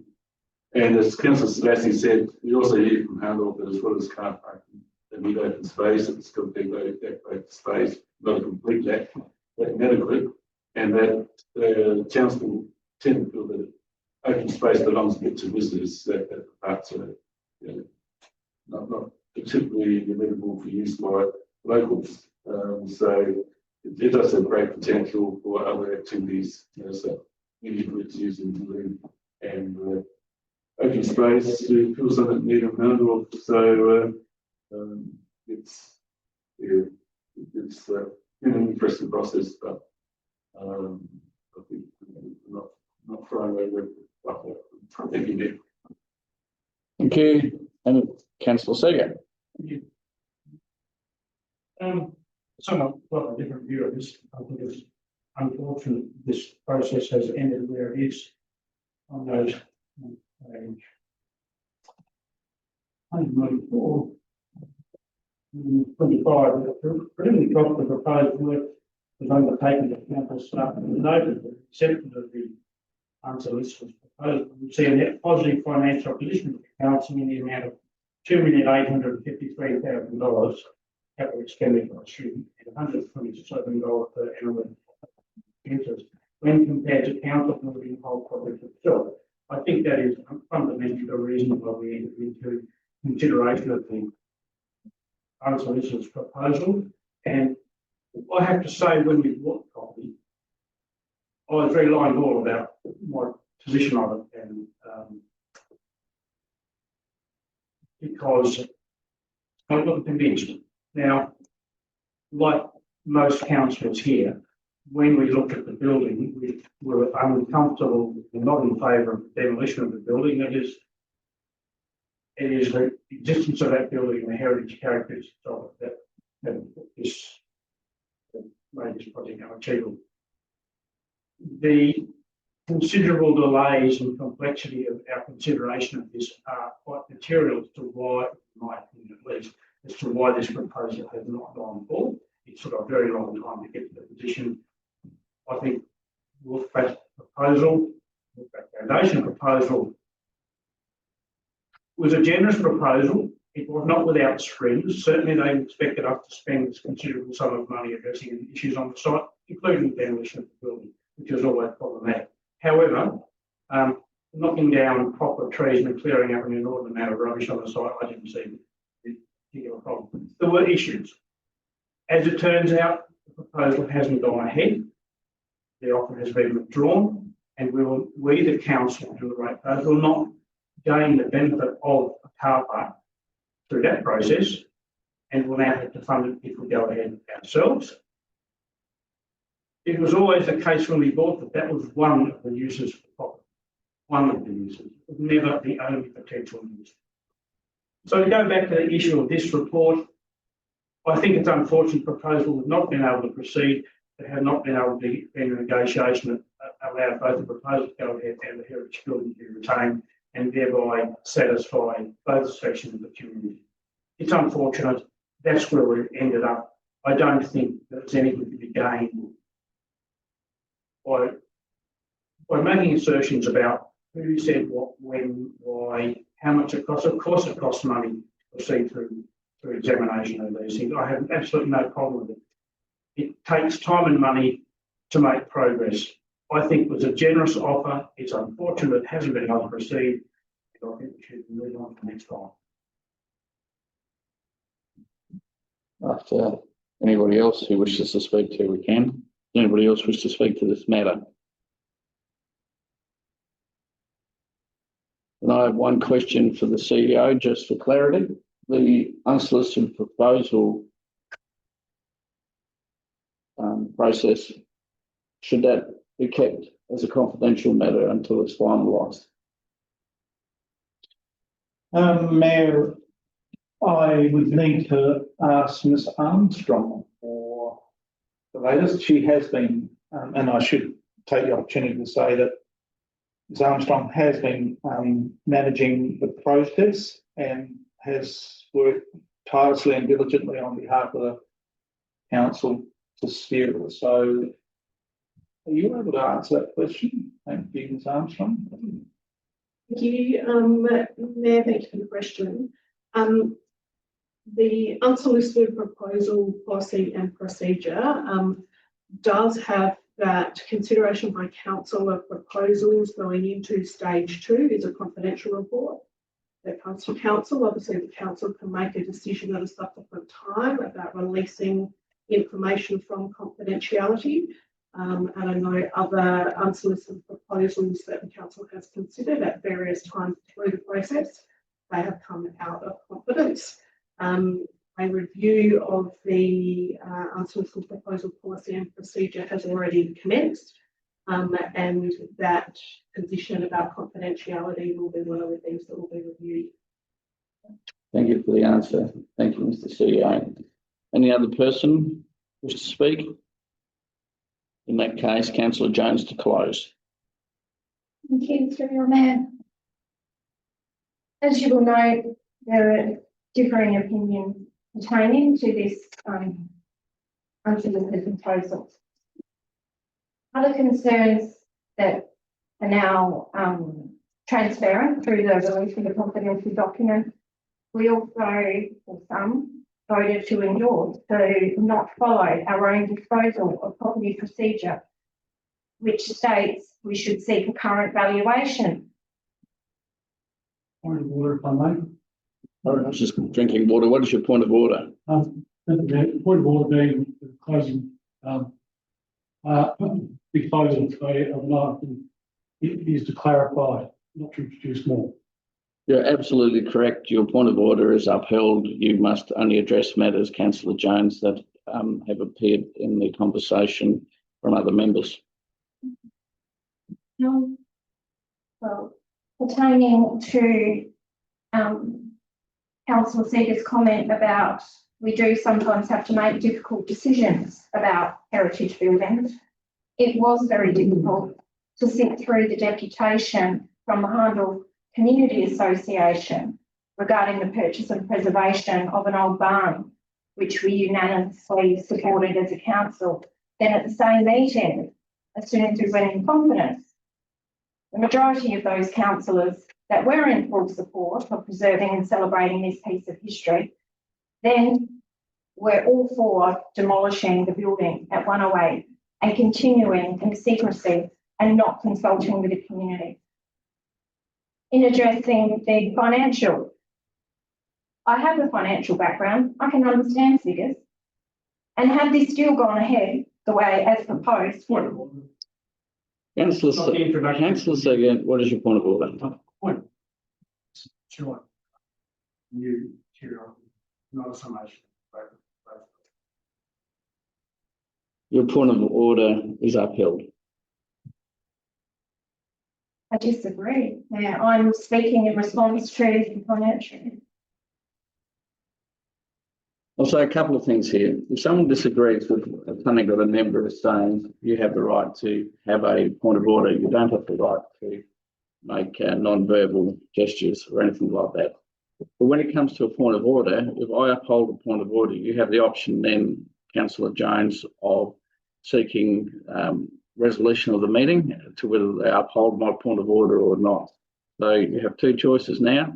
You can either proceed with the summing up based on what Councillor Westwood said, where you are referring to matters that have been raised within the debate, or you can put my point of order to the test. Thank you. In summary, and addressing items that were raised in debate, such as financials, the only party to reap the rewards of this deal was the foundation, and it would have been council and the ratepayers that would be in deficit.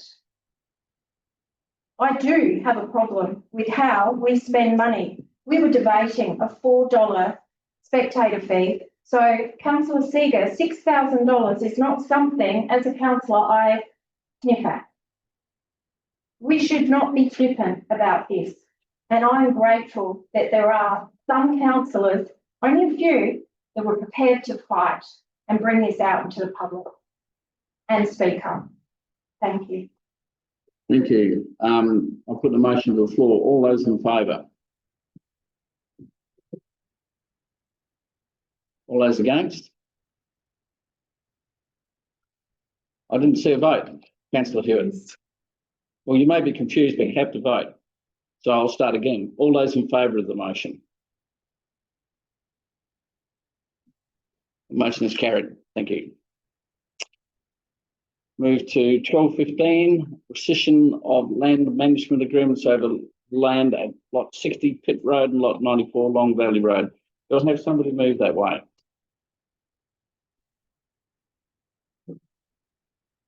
Councillor Westwood, seconded by Councillor Orr. Councillor Westwood. No, so, Mayor, Thank you. Councillor Orr. thank you. Any other member? Councillor Westwood. Thank you. All those in favour? Carried. 12.16, naming of the reserve at 84 Princess Highway, Nairn. Do I have somebody move that way, please? Councillor Westwood. Do I have a seconder? Councillor Selassie. Councillor Westwood. So which bit are we going to move? So that's right. So there's recommendation A and recommendation B, or that we can actually go to number 6, and I think number 6 is done and C is only required, but we're at the moment doing A or B, aren't we? Let's do recommendation A first, thing that comes first in the alphabet. Which one are you moving? Item 6, decision of the September 2003. You're moving straight to 6. I understand that. Potentially well. I know you do. It's no good just me knowing. Okay, so I take it, Councillor Westwood, that you are moving, that you are going to implement point 6 in that recommendation only. Point 6 only. And then recommendation C. Thank you. And let the fingers catch up. And you're right, I should have read ahead, but I'm grateful for the indulgence.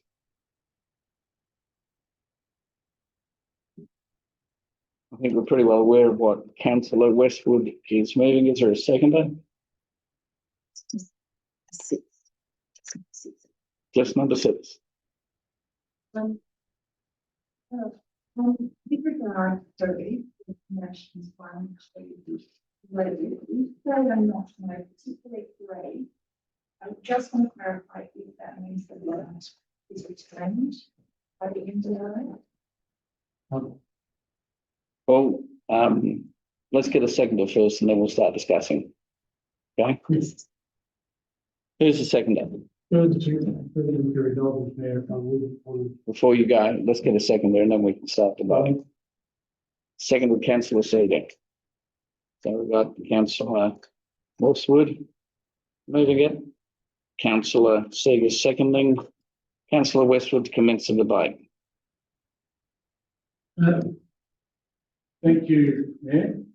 Now we've got to that particular point, I was then going to say that I neglected to insert items 1, 2 and 3 in my motion, which was to rescind the September decision, include 1, 2 and 3, and then go with recommendation C. Now, is that any clearer? A bit complex. And as my erstwhile governance team leader tells me, if that is acceptable to you, Councillor Seeger, we can proceed on that basis. Then it's acceptable to the seconder. You can remain on your feet. Thank you, Mayor. This particular little park has been object of some controversy and the naming of it since about 1839 or 1840, I would suggest. So they didn't have a name. And as it outlines in the item, I think it has had 9 or 10 names comparing, depending on whether you're looking at Google Council or whatever you please. I think that the solution to this particular one is not necessarily to go with a particular interest organisation's idea of a name of this location, but to seek consultation, targeted consultation within the township with regards to a possible naming of it. That is the reason why I've chosen recommendation C, which is to request that the CEO or delegate partner with the NDRA and engage community on a new and unique name. New may not come up, but a unique name for that reserve. And that is my position, and I hope that my fellow councillors will support that. Councillor Seagan. On the production, however, I agree with Councillor Westwood and his reasoning in as much as the naming of that particular piece of ground has been complexly laid and quite confusing because it was not being carried out when they been done. I just need, in relation to the motion, representing the recommendation B, which is like 7. We are also moving or moving to check. It should be in the original layout, there was a 7 and 8 resolved to request and then the next future report. Yeah, there should be in there from Councillor Westwood's intent. Don't worry about us. We're just little mice at the front. You keep talking, Councillor Seagan. This occasionally happens.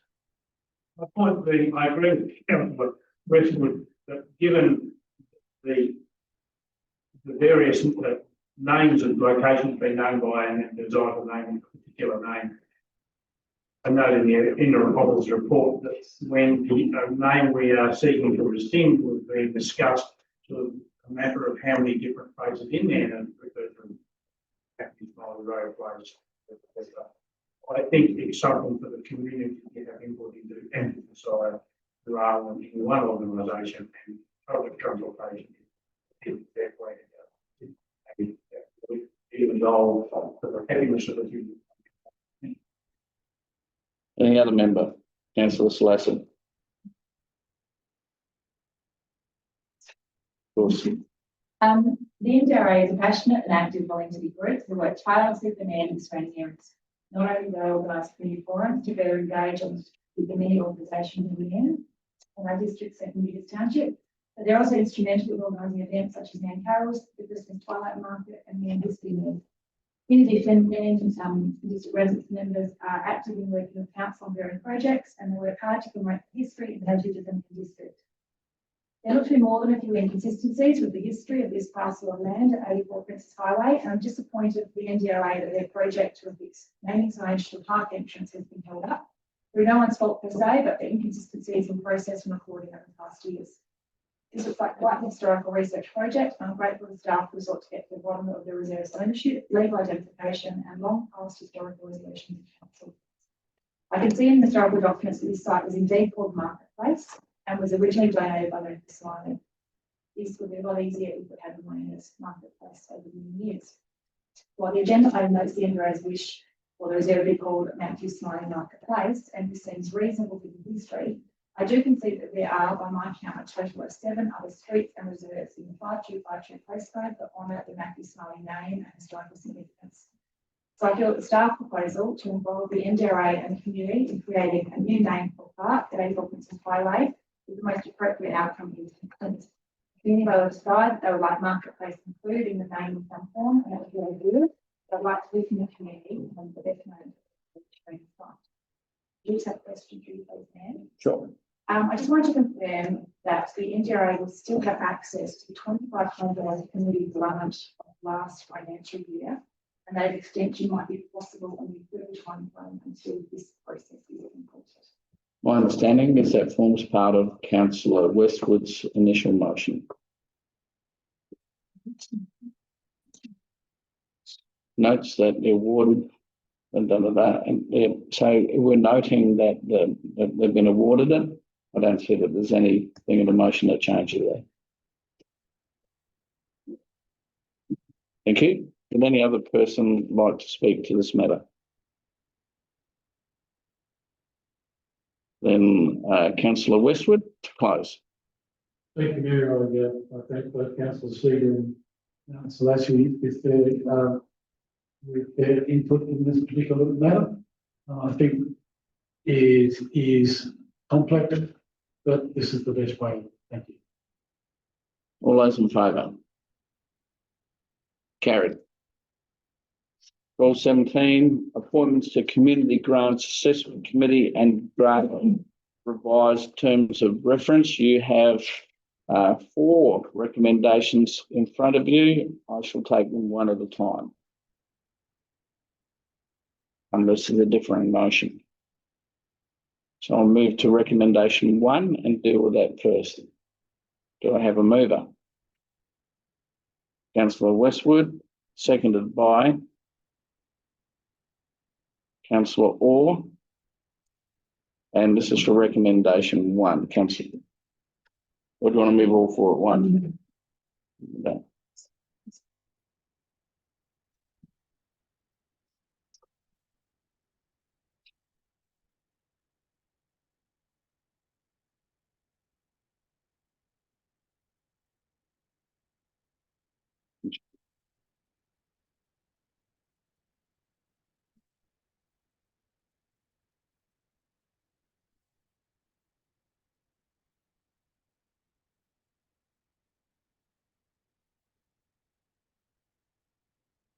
Councillor Westwood, recommendation 1 includes some writing in red. Can you see that?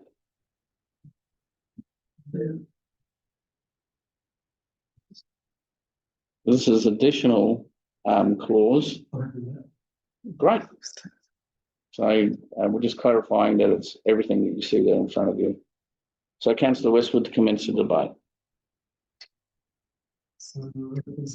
We had a seconder, Councillor Orr. Thank you. I think it's completely acceptable. Councillor Orr. Thank you. Any other member? Councillor Jones. I seek to move a formal motion, if I may. I move that the question be adjourned due to council members not having been consulted on the proposed changes to the terms of reference or had the opportunity to provide feedback on the proposed changes. I request an information briefing session be held with council members regarding the changes to the terms of reference, and this matter be the subject of a future council report no later than council's 1st of September 2025 council meeting. Once we have it up on the screen, and I have the nod from Minute Secretary, we will, because it's a formal motion, we'll be seeking a seconder. Are you ready? Yeah. Is there a seconder to the motion from the formal motion from Councillor Jones for the adjournment? Councillor Selassie, seconded. I now put it to the vote. All those in favour? All those against? It's lost. We'll return to the division. I'm not sure we can take divisions on formal motions, can we?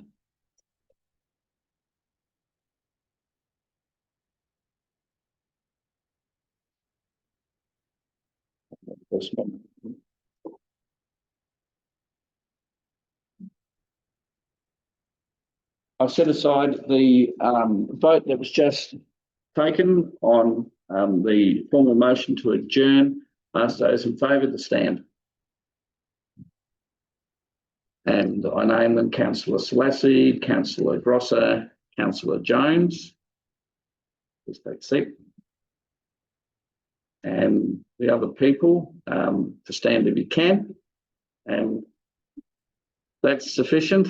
I name Councillor Syes. You can put your arm down, thanks. Councillor Hewitt, Councillor Seeger, Councillor Hardingham, Councillor Orr, Councillor Westwood, and the motion is lost, and we proceed to the original motion again. And we were up to Councillor Jones, who'd moved that formal motion. Is there anybody else that wishes to speak to this motion? Councillor Jones. You haven't. I did attend to adjourn this item as at a council or at a minimum, the current committee, until we've had a chance to discuss the changes in the terms of reference. I note in the terms of reference, which we have in our agenda, noting the following: at prior workshops and briefings, there was not an appetite to have an independent committee member. It was suggested that if a need arose, then the administration could invite an expert to provide additional commentary. Instead of the addition of a proxy member, why not revert to the arrangement that worked for several years, or of a 5-person committee? Would have liked to have had an opportunity to work through this, not at a council meeting, during a briefing or workshop like we do for most other changes of terms of reference.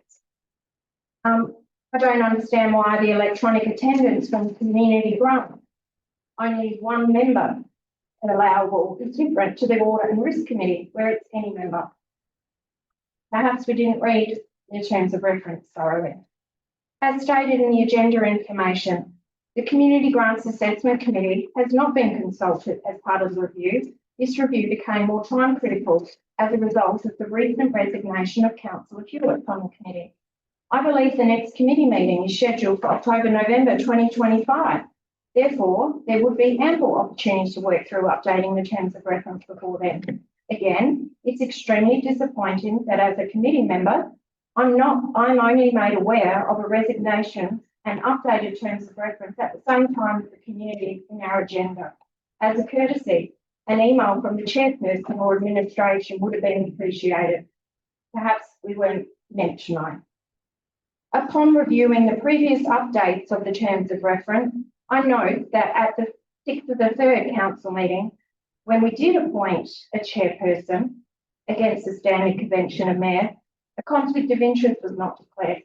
From my understanding, a sitting fee pertains to, in the terms of reference, is what I'm referring to. A sitting fee of $170 per meeting is paid to the chairperson if it's not the mayor or deputy mayor. I don't believe a conflict was declared.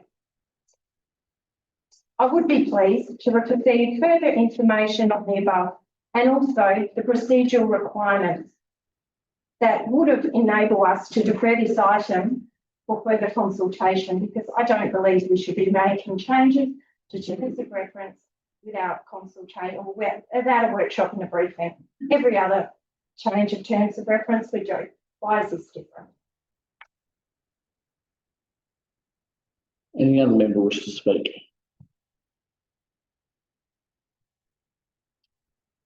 Councillor Westwood to close. Nothing further. All those in favour? All those against? Motion's carried. Move to 12.18, nomination for the National Growth Areas. What?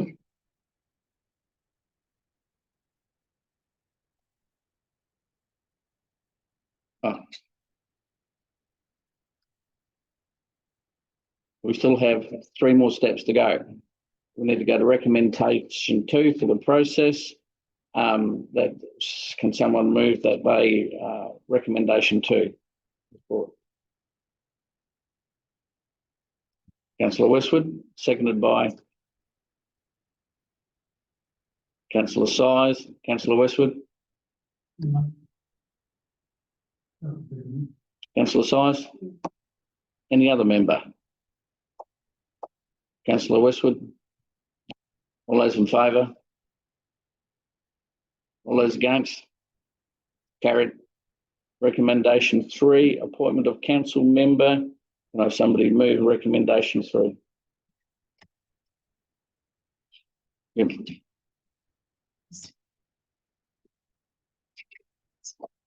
Okay, so we need the appointment of a council member. That council member, I've lost mine. Council member appoint councillor to be inserted at the end of this vote onto a piece of paper. First of all, though, I'll call for a nomination in case we only get one. Is anybody prepared to nominate? We'll nominate somebody else. Councillor Jones. Thank you. Councillor Grosso, are you prepared to accept this nomination?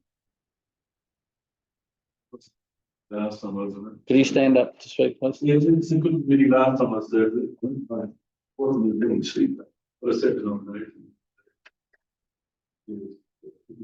Thank you. Is there any other person that wishes to? Yes, councillor. Thank you. I'd like to nominate Councillor Size. Councillor Size, are you willing to stand on that committee? Thank you. Are there any other nominations?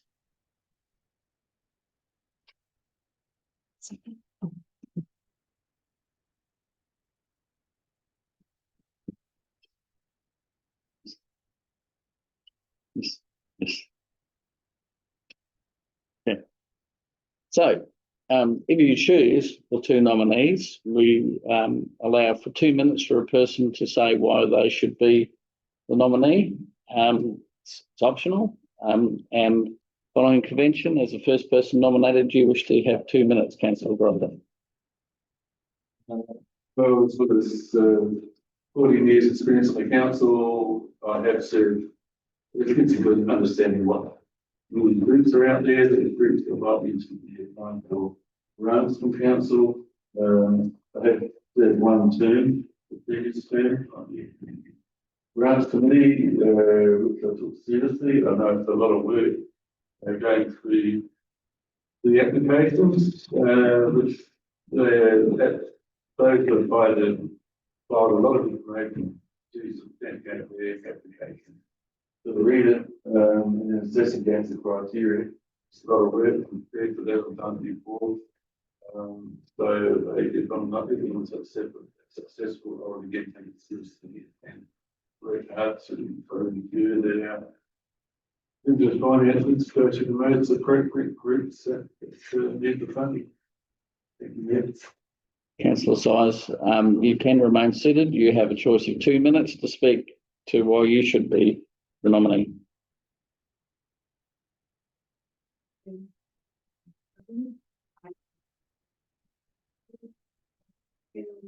Well, there's no rules, and that really great are out there and are going to find them. I like them, really to learn from my fellow councillors and work with them and learn from them. Thank you. You all have a piece of green paper. Please write the name of the person that you wish to be the nominee. And I have a returning officer, who is Mr. Burton quite often, or Ms. Armstrong. They can be rock, paper, scissors if they need to, or they can do it together.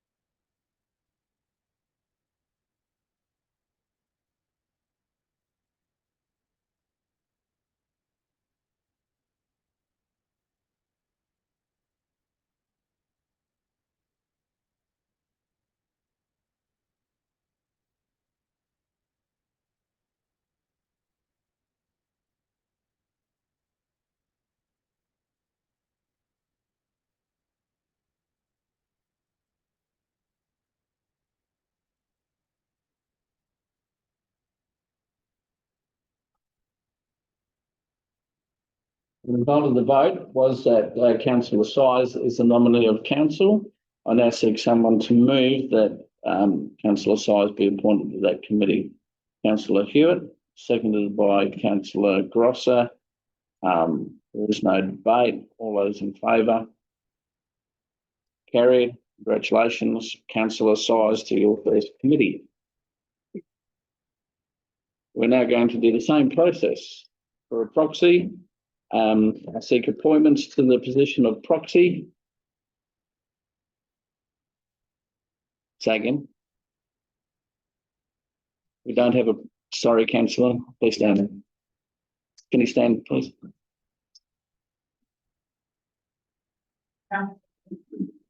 No. We could. I'm going to do that first. Even though you've all got bits of paper in front of you, you may not vote if there's only one nomination. Seek nominations for the position of proxy. Councillor Size? Councillor Gross, are you prepared to accept as proxy? Are there any other nominations? Councillor Hewitt? Councillor Westwood? Thank you. Are there any other nominations? In that case, councillor Grosser is the only person who's nominated. He is the person that is effectively elected. I need somebody to move that we appoint councillor. Thank you, councillor Seeger, and seconded by councillor Jones. All those we don't need to. All in favour? Yes, we do. Carried. Councillor Seeger, thank you. Councillor Grosser, thank you for being a proxy. We go to 12.18, nominations for the National Growth Areas Alliance Strategy Advisory Committee. There is somebody wish to move a nomination.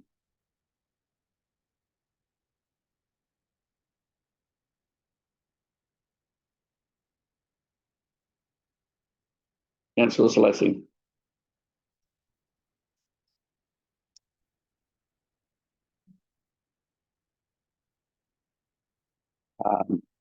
Are there any other nominations? Is there a seconder to that nomination? Councillor Seeger. All those in favour? Carried. 12.19, revised code of practice for meeting procedures. And I will note that to have this revised code requires at least 2/3 of the council members entitled to vote. Is it still 7? Well, we have one. Yes. We now need 6 because we are one short tonight. The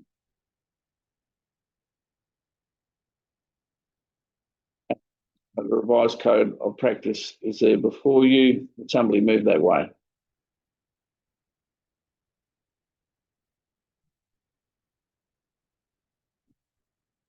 Councillor Orr. Somebody second?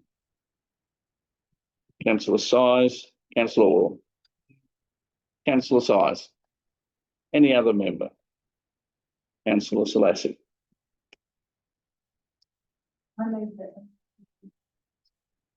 Have you given the amendment to? Thank you. Very kind of you. Meeting procedures, attachment 1, with the removal of 2 proposed changes where the current practice in these 2 lists. The proposed changes to be amended are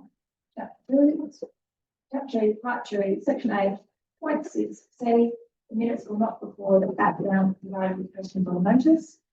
And Chapter 3, Part 3, 3.2b, questions from the gallery, deletion of a group.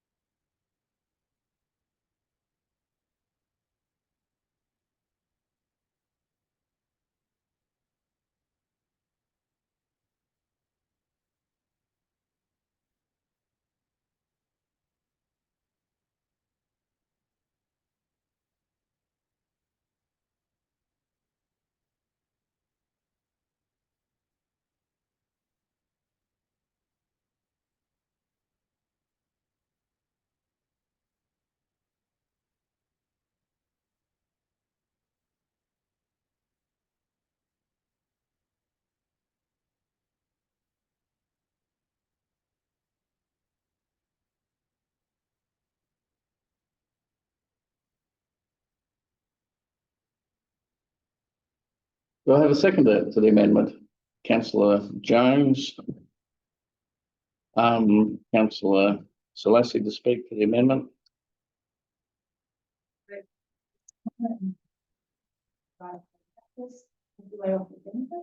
I have raised these words internally in the last 2 weeks and members. With reference to the proposed change to the background provided question with notice, there are no any background provided remains in the agenda. It has been standard practice to date to also include it in the minutes. A quick scan over for this term and last term of council and found that multiple councils across the terms have benefited, with the result being a final minutes document that is published with relevant information to assist the reader, being our committee members, with concise history or details on the subject matter of the question included. To have it published in a one for this minutes document without the reader having to fit back and forth the agenda for reference also, it seems like a simple, reasonable and practical measure. With regard to the proposed change to questions from the gallery, presently our code and practice allow that when members of the public ask a question from the gallery, either at the beginning or in the meeting, the name, the question topic, plus a brief summary of the reply provided at the meeting is included in the minutes. Brief summary for the minutes was moved by the previous councillor in April 2023 and endorsed by council. I personally feel this resolution should stand. If members of the public join us in council meetings and ask questions from the gallery, I think the brief summary of the reply they receive, recorded in the minutes, the reference and further information of the broader public is reasonable and consideration that we have previously reported that should be continued. The proposed change to the code will only record that a reply was given, not what the reply was. So I feel that a brief summary of the reply remains a practical application. These are both minor amendments that I'm suggesting, but as to retain the current practice of this council in two zones. Councillor Jones. Is that right? Can't do that. The amendment, you need to speak now.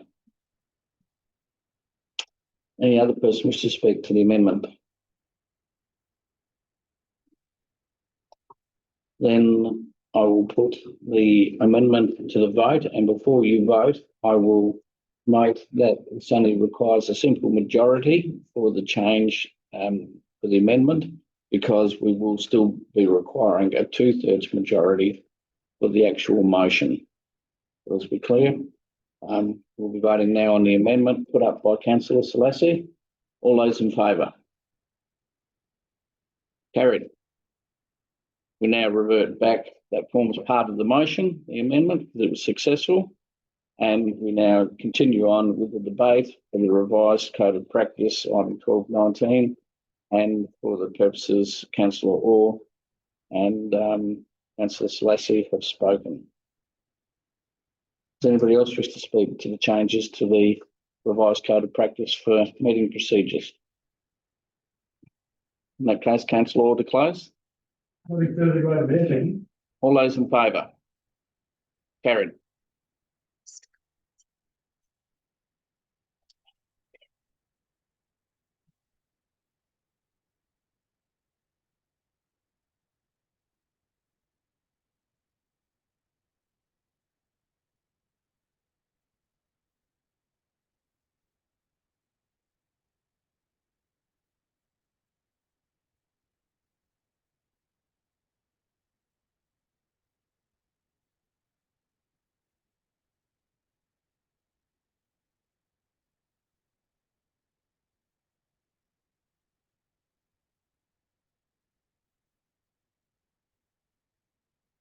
Okay, just catching up to where I'm up to.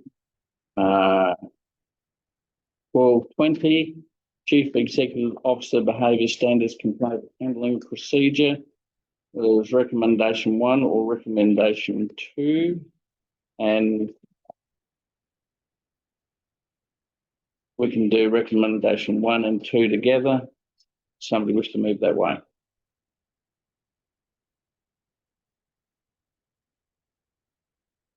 You're comfortable doing 1 and 2 together?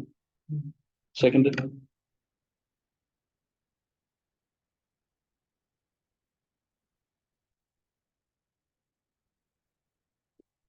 But I get a seconder, the motion will lapse.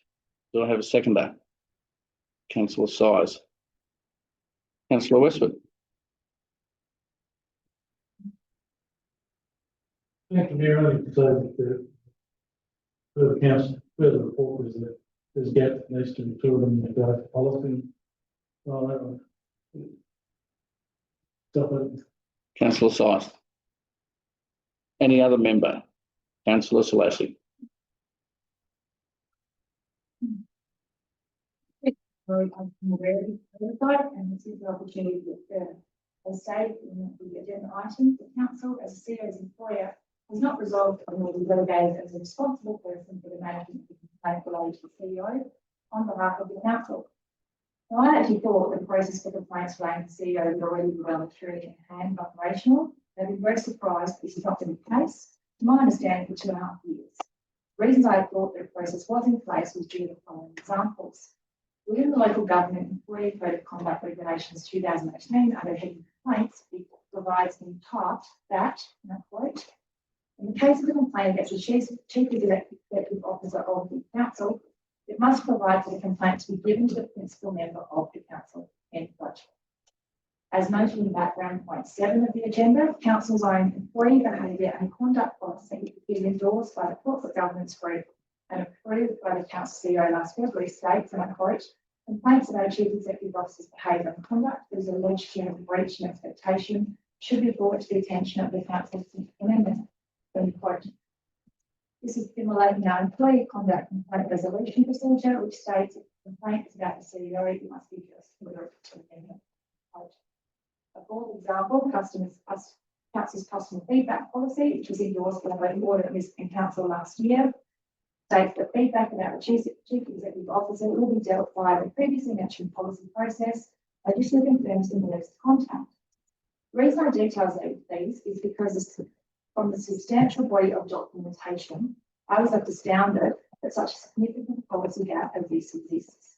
I've just given 3 internal examples of where our own council documents state that any complaints about the CEO must be addressed or directed to the Mayor and that the Mayor is the contact.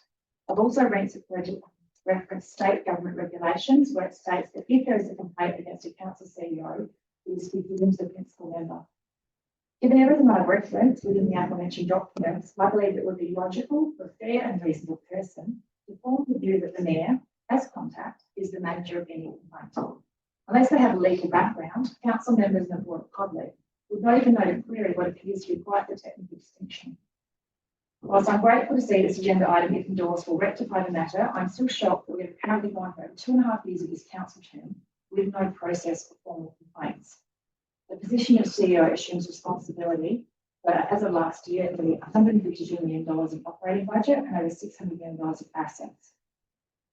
To have no manager of complaints, no process for complaints, and no support in place for assistance with any complaints received, for this level of responsibility is a significant oversight, and I'm very relieved it's been addressed tonight to continue to ensure the committee has confidence in our council operations. Thank you. Any other person wish to speak to this matter? Councillor Rosser. I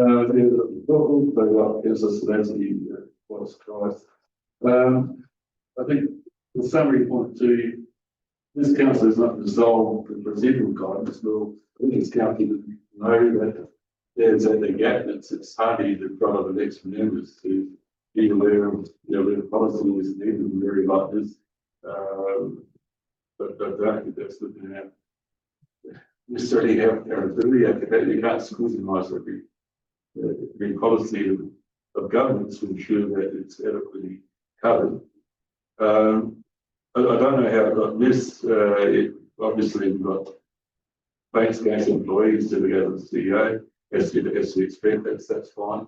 But I'm just wondering how it did get missed, and would the Mayor have known if there was a complaint during the last 2 years? What would have happened if there was a good complaint? I'm not saying there wasn't a complaint during the last 2 years, but in the event there was, what's happened to the complaint? Let me clarify a couple of things as answering your question. We're dealing with behavioural complaints. So if there were complaints of a procedural matter, there are remedies that we have within the council documentation that would take care of that. For matters that you're talking about, the Mayor doesn't read every change to legislation, and there were changes to legislation a couple of years ago where Section 2A was removed on other matters. So I was not aware of any of those changes personally, and we do have a governance staff that are charged with the responsibility of administering all of those matters. So the administrative staff have said to me that there is there's a hole, if you want to put it, there's a hole in our procedures. If there was a behavioural complaint for the CEO, there is a hole in that, and Mr. Mayor, we need to fix it, and it's our recommendation. Does that answer your question?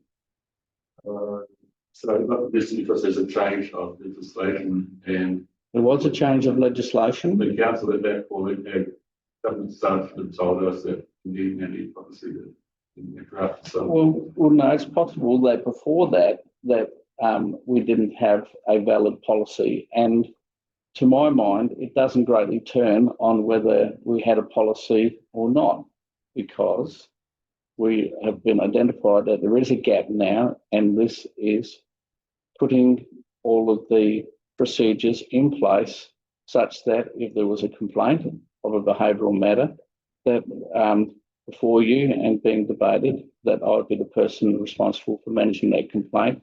Whereas before this, there was no, well, this came to my attention, there was no legal standing for me to do so. This is to rectify a lack of a procedure for the Mayor to be able to do it. several that will get recommendation policy. I think I've just explained that there have been changes in legislation, and it's been brought to my attention that even the previous whatever policy that was around may not have had a legal standing if it was to be brought into discussion by me as the person responsible for managing the complaint if I had one before me.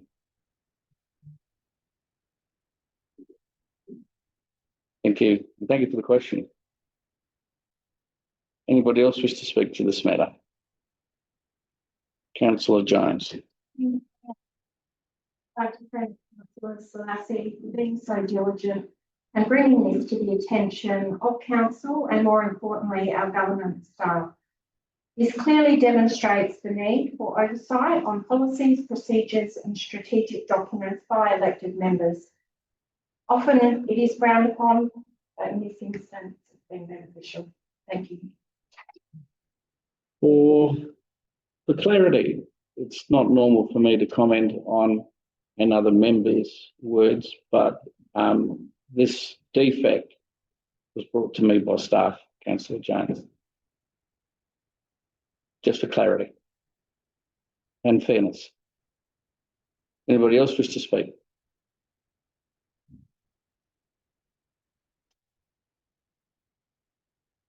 Point of order. Did you just pass a note? That's forbidden. Please take the note back. Your apology is accepted. Just for clarification, members, receiving messages from one person to another by paper or even by text is not allowed under the regulations. Does anybody else wish to speak to this matter?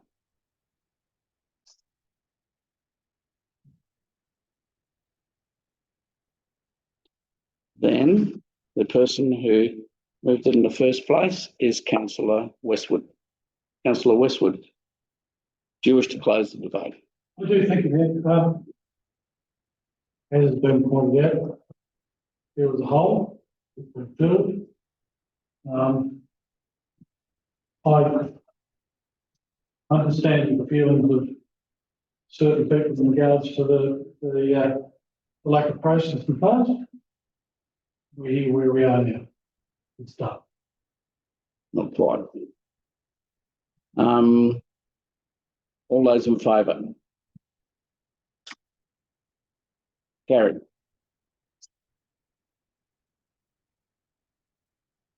We move to recommendation 2. We've done 1 and 2 together. Good.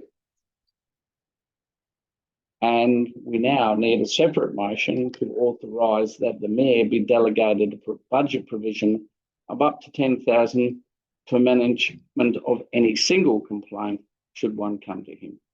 So I'll have somebody move that way.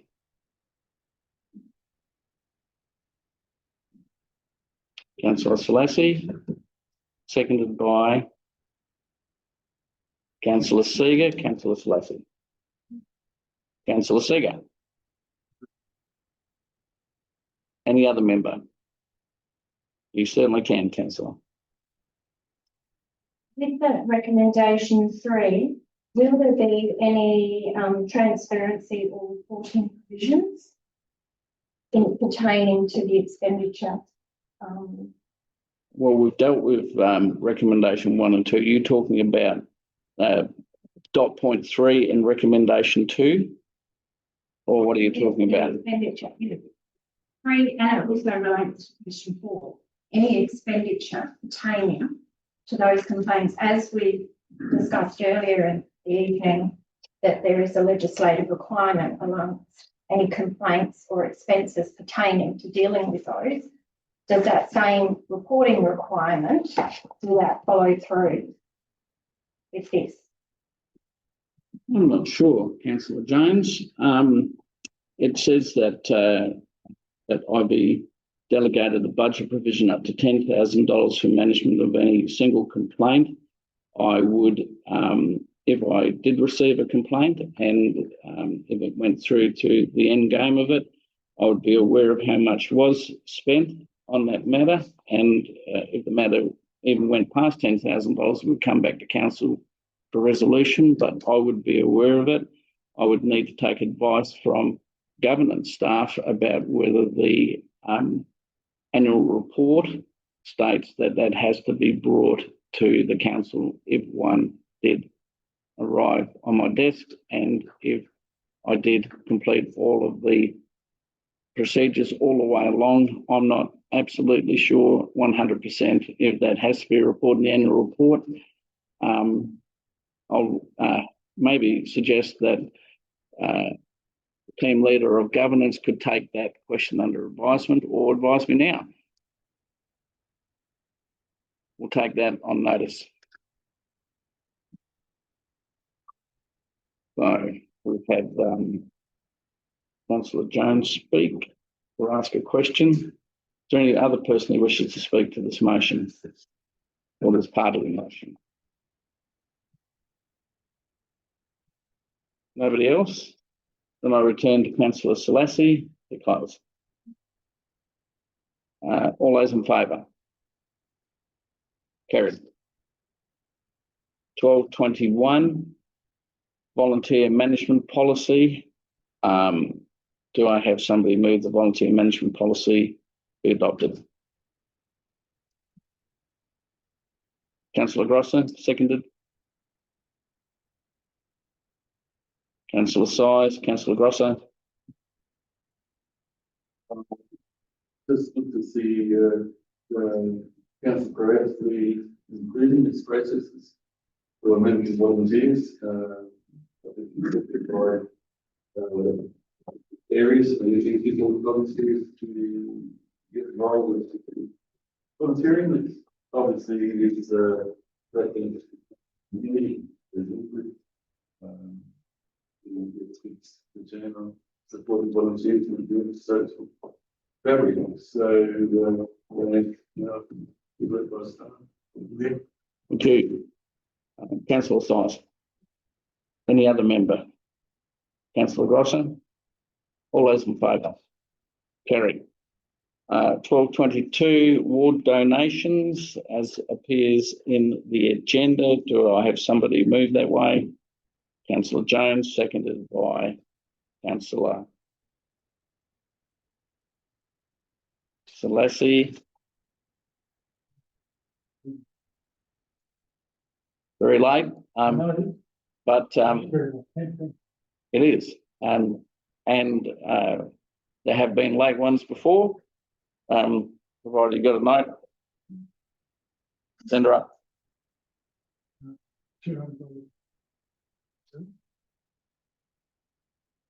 Purpose? or there.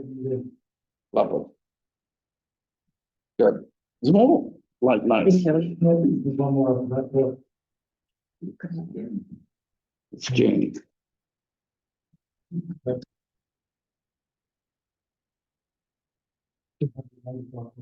Yes.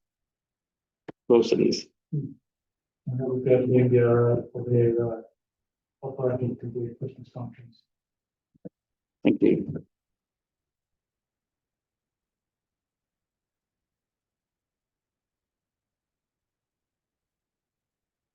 So let's see, you have a look at that. Except You're the amount of money. $200 and receive a hitch. $85 to keep up with that. the purpose.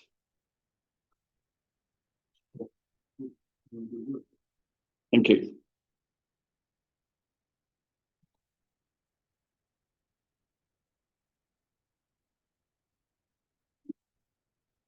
We've had a mover and a seconder. I would seek the indulgence of the mover and seconder to include the late mail. Jones and Celeste councillors. Yes. You can stand up and ask a question.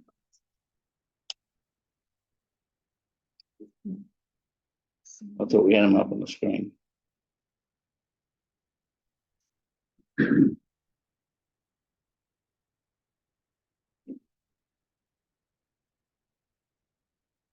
So I've just been alerted that it's from Councillor Hardingham down that has been included tonight. I hope I haven't got any money left over. Yes, we'll go back for general revenue. Is mover and seconder comfortable with the changes? Yes, yes. All those in favour then? It's carried. Given the hour, we are going to go past 10 o'clock. I will now seek leave of the meeting for us to extend the time of this meeting past 10 o'clock for another 30 minutes till 10:30. Do I have somebody move that way? Councillor Jones, Councillor Selassie, all those in favour?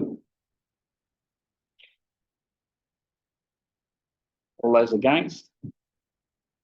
Let's do that again. All those in favour? All those against? We'll be going to 10:30 as carried.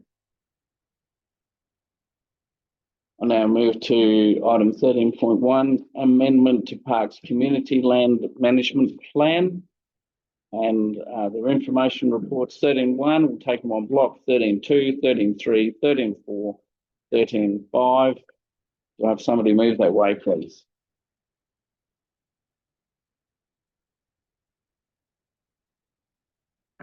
Councillor Westwood, seconded, Councillor Seeger. Any discussion, Councillor Westwood? Any discussion, Councillor Seeger? Thank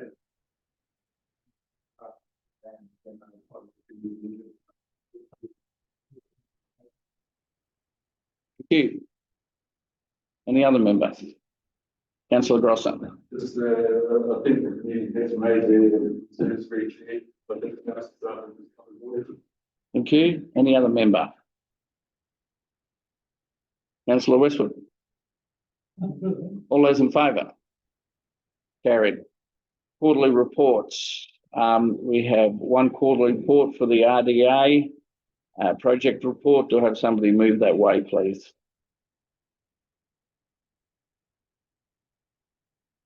Councillor Selassie, seconded by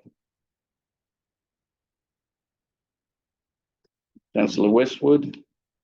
Councillor Selassie. Councillor Westwood. Councillor Selassie.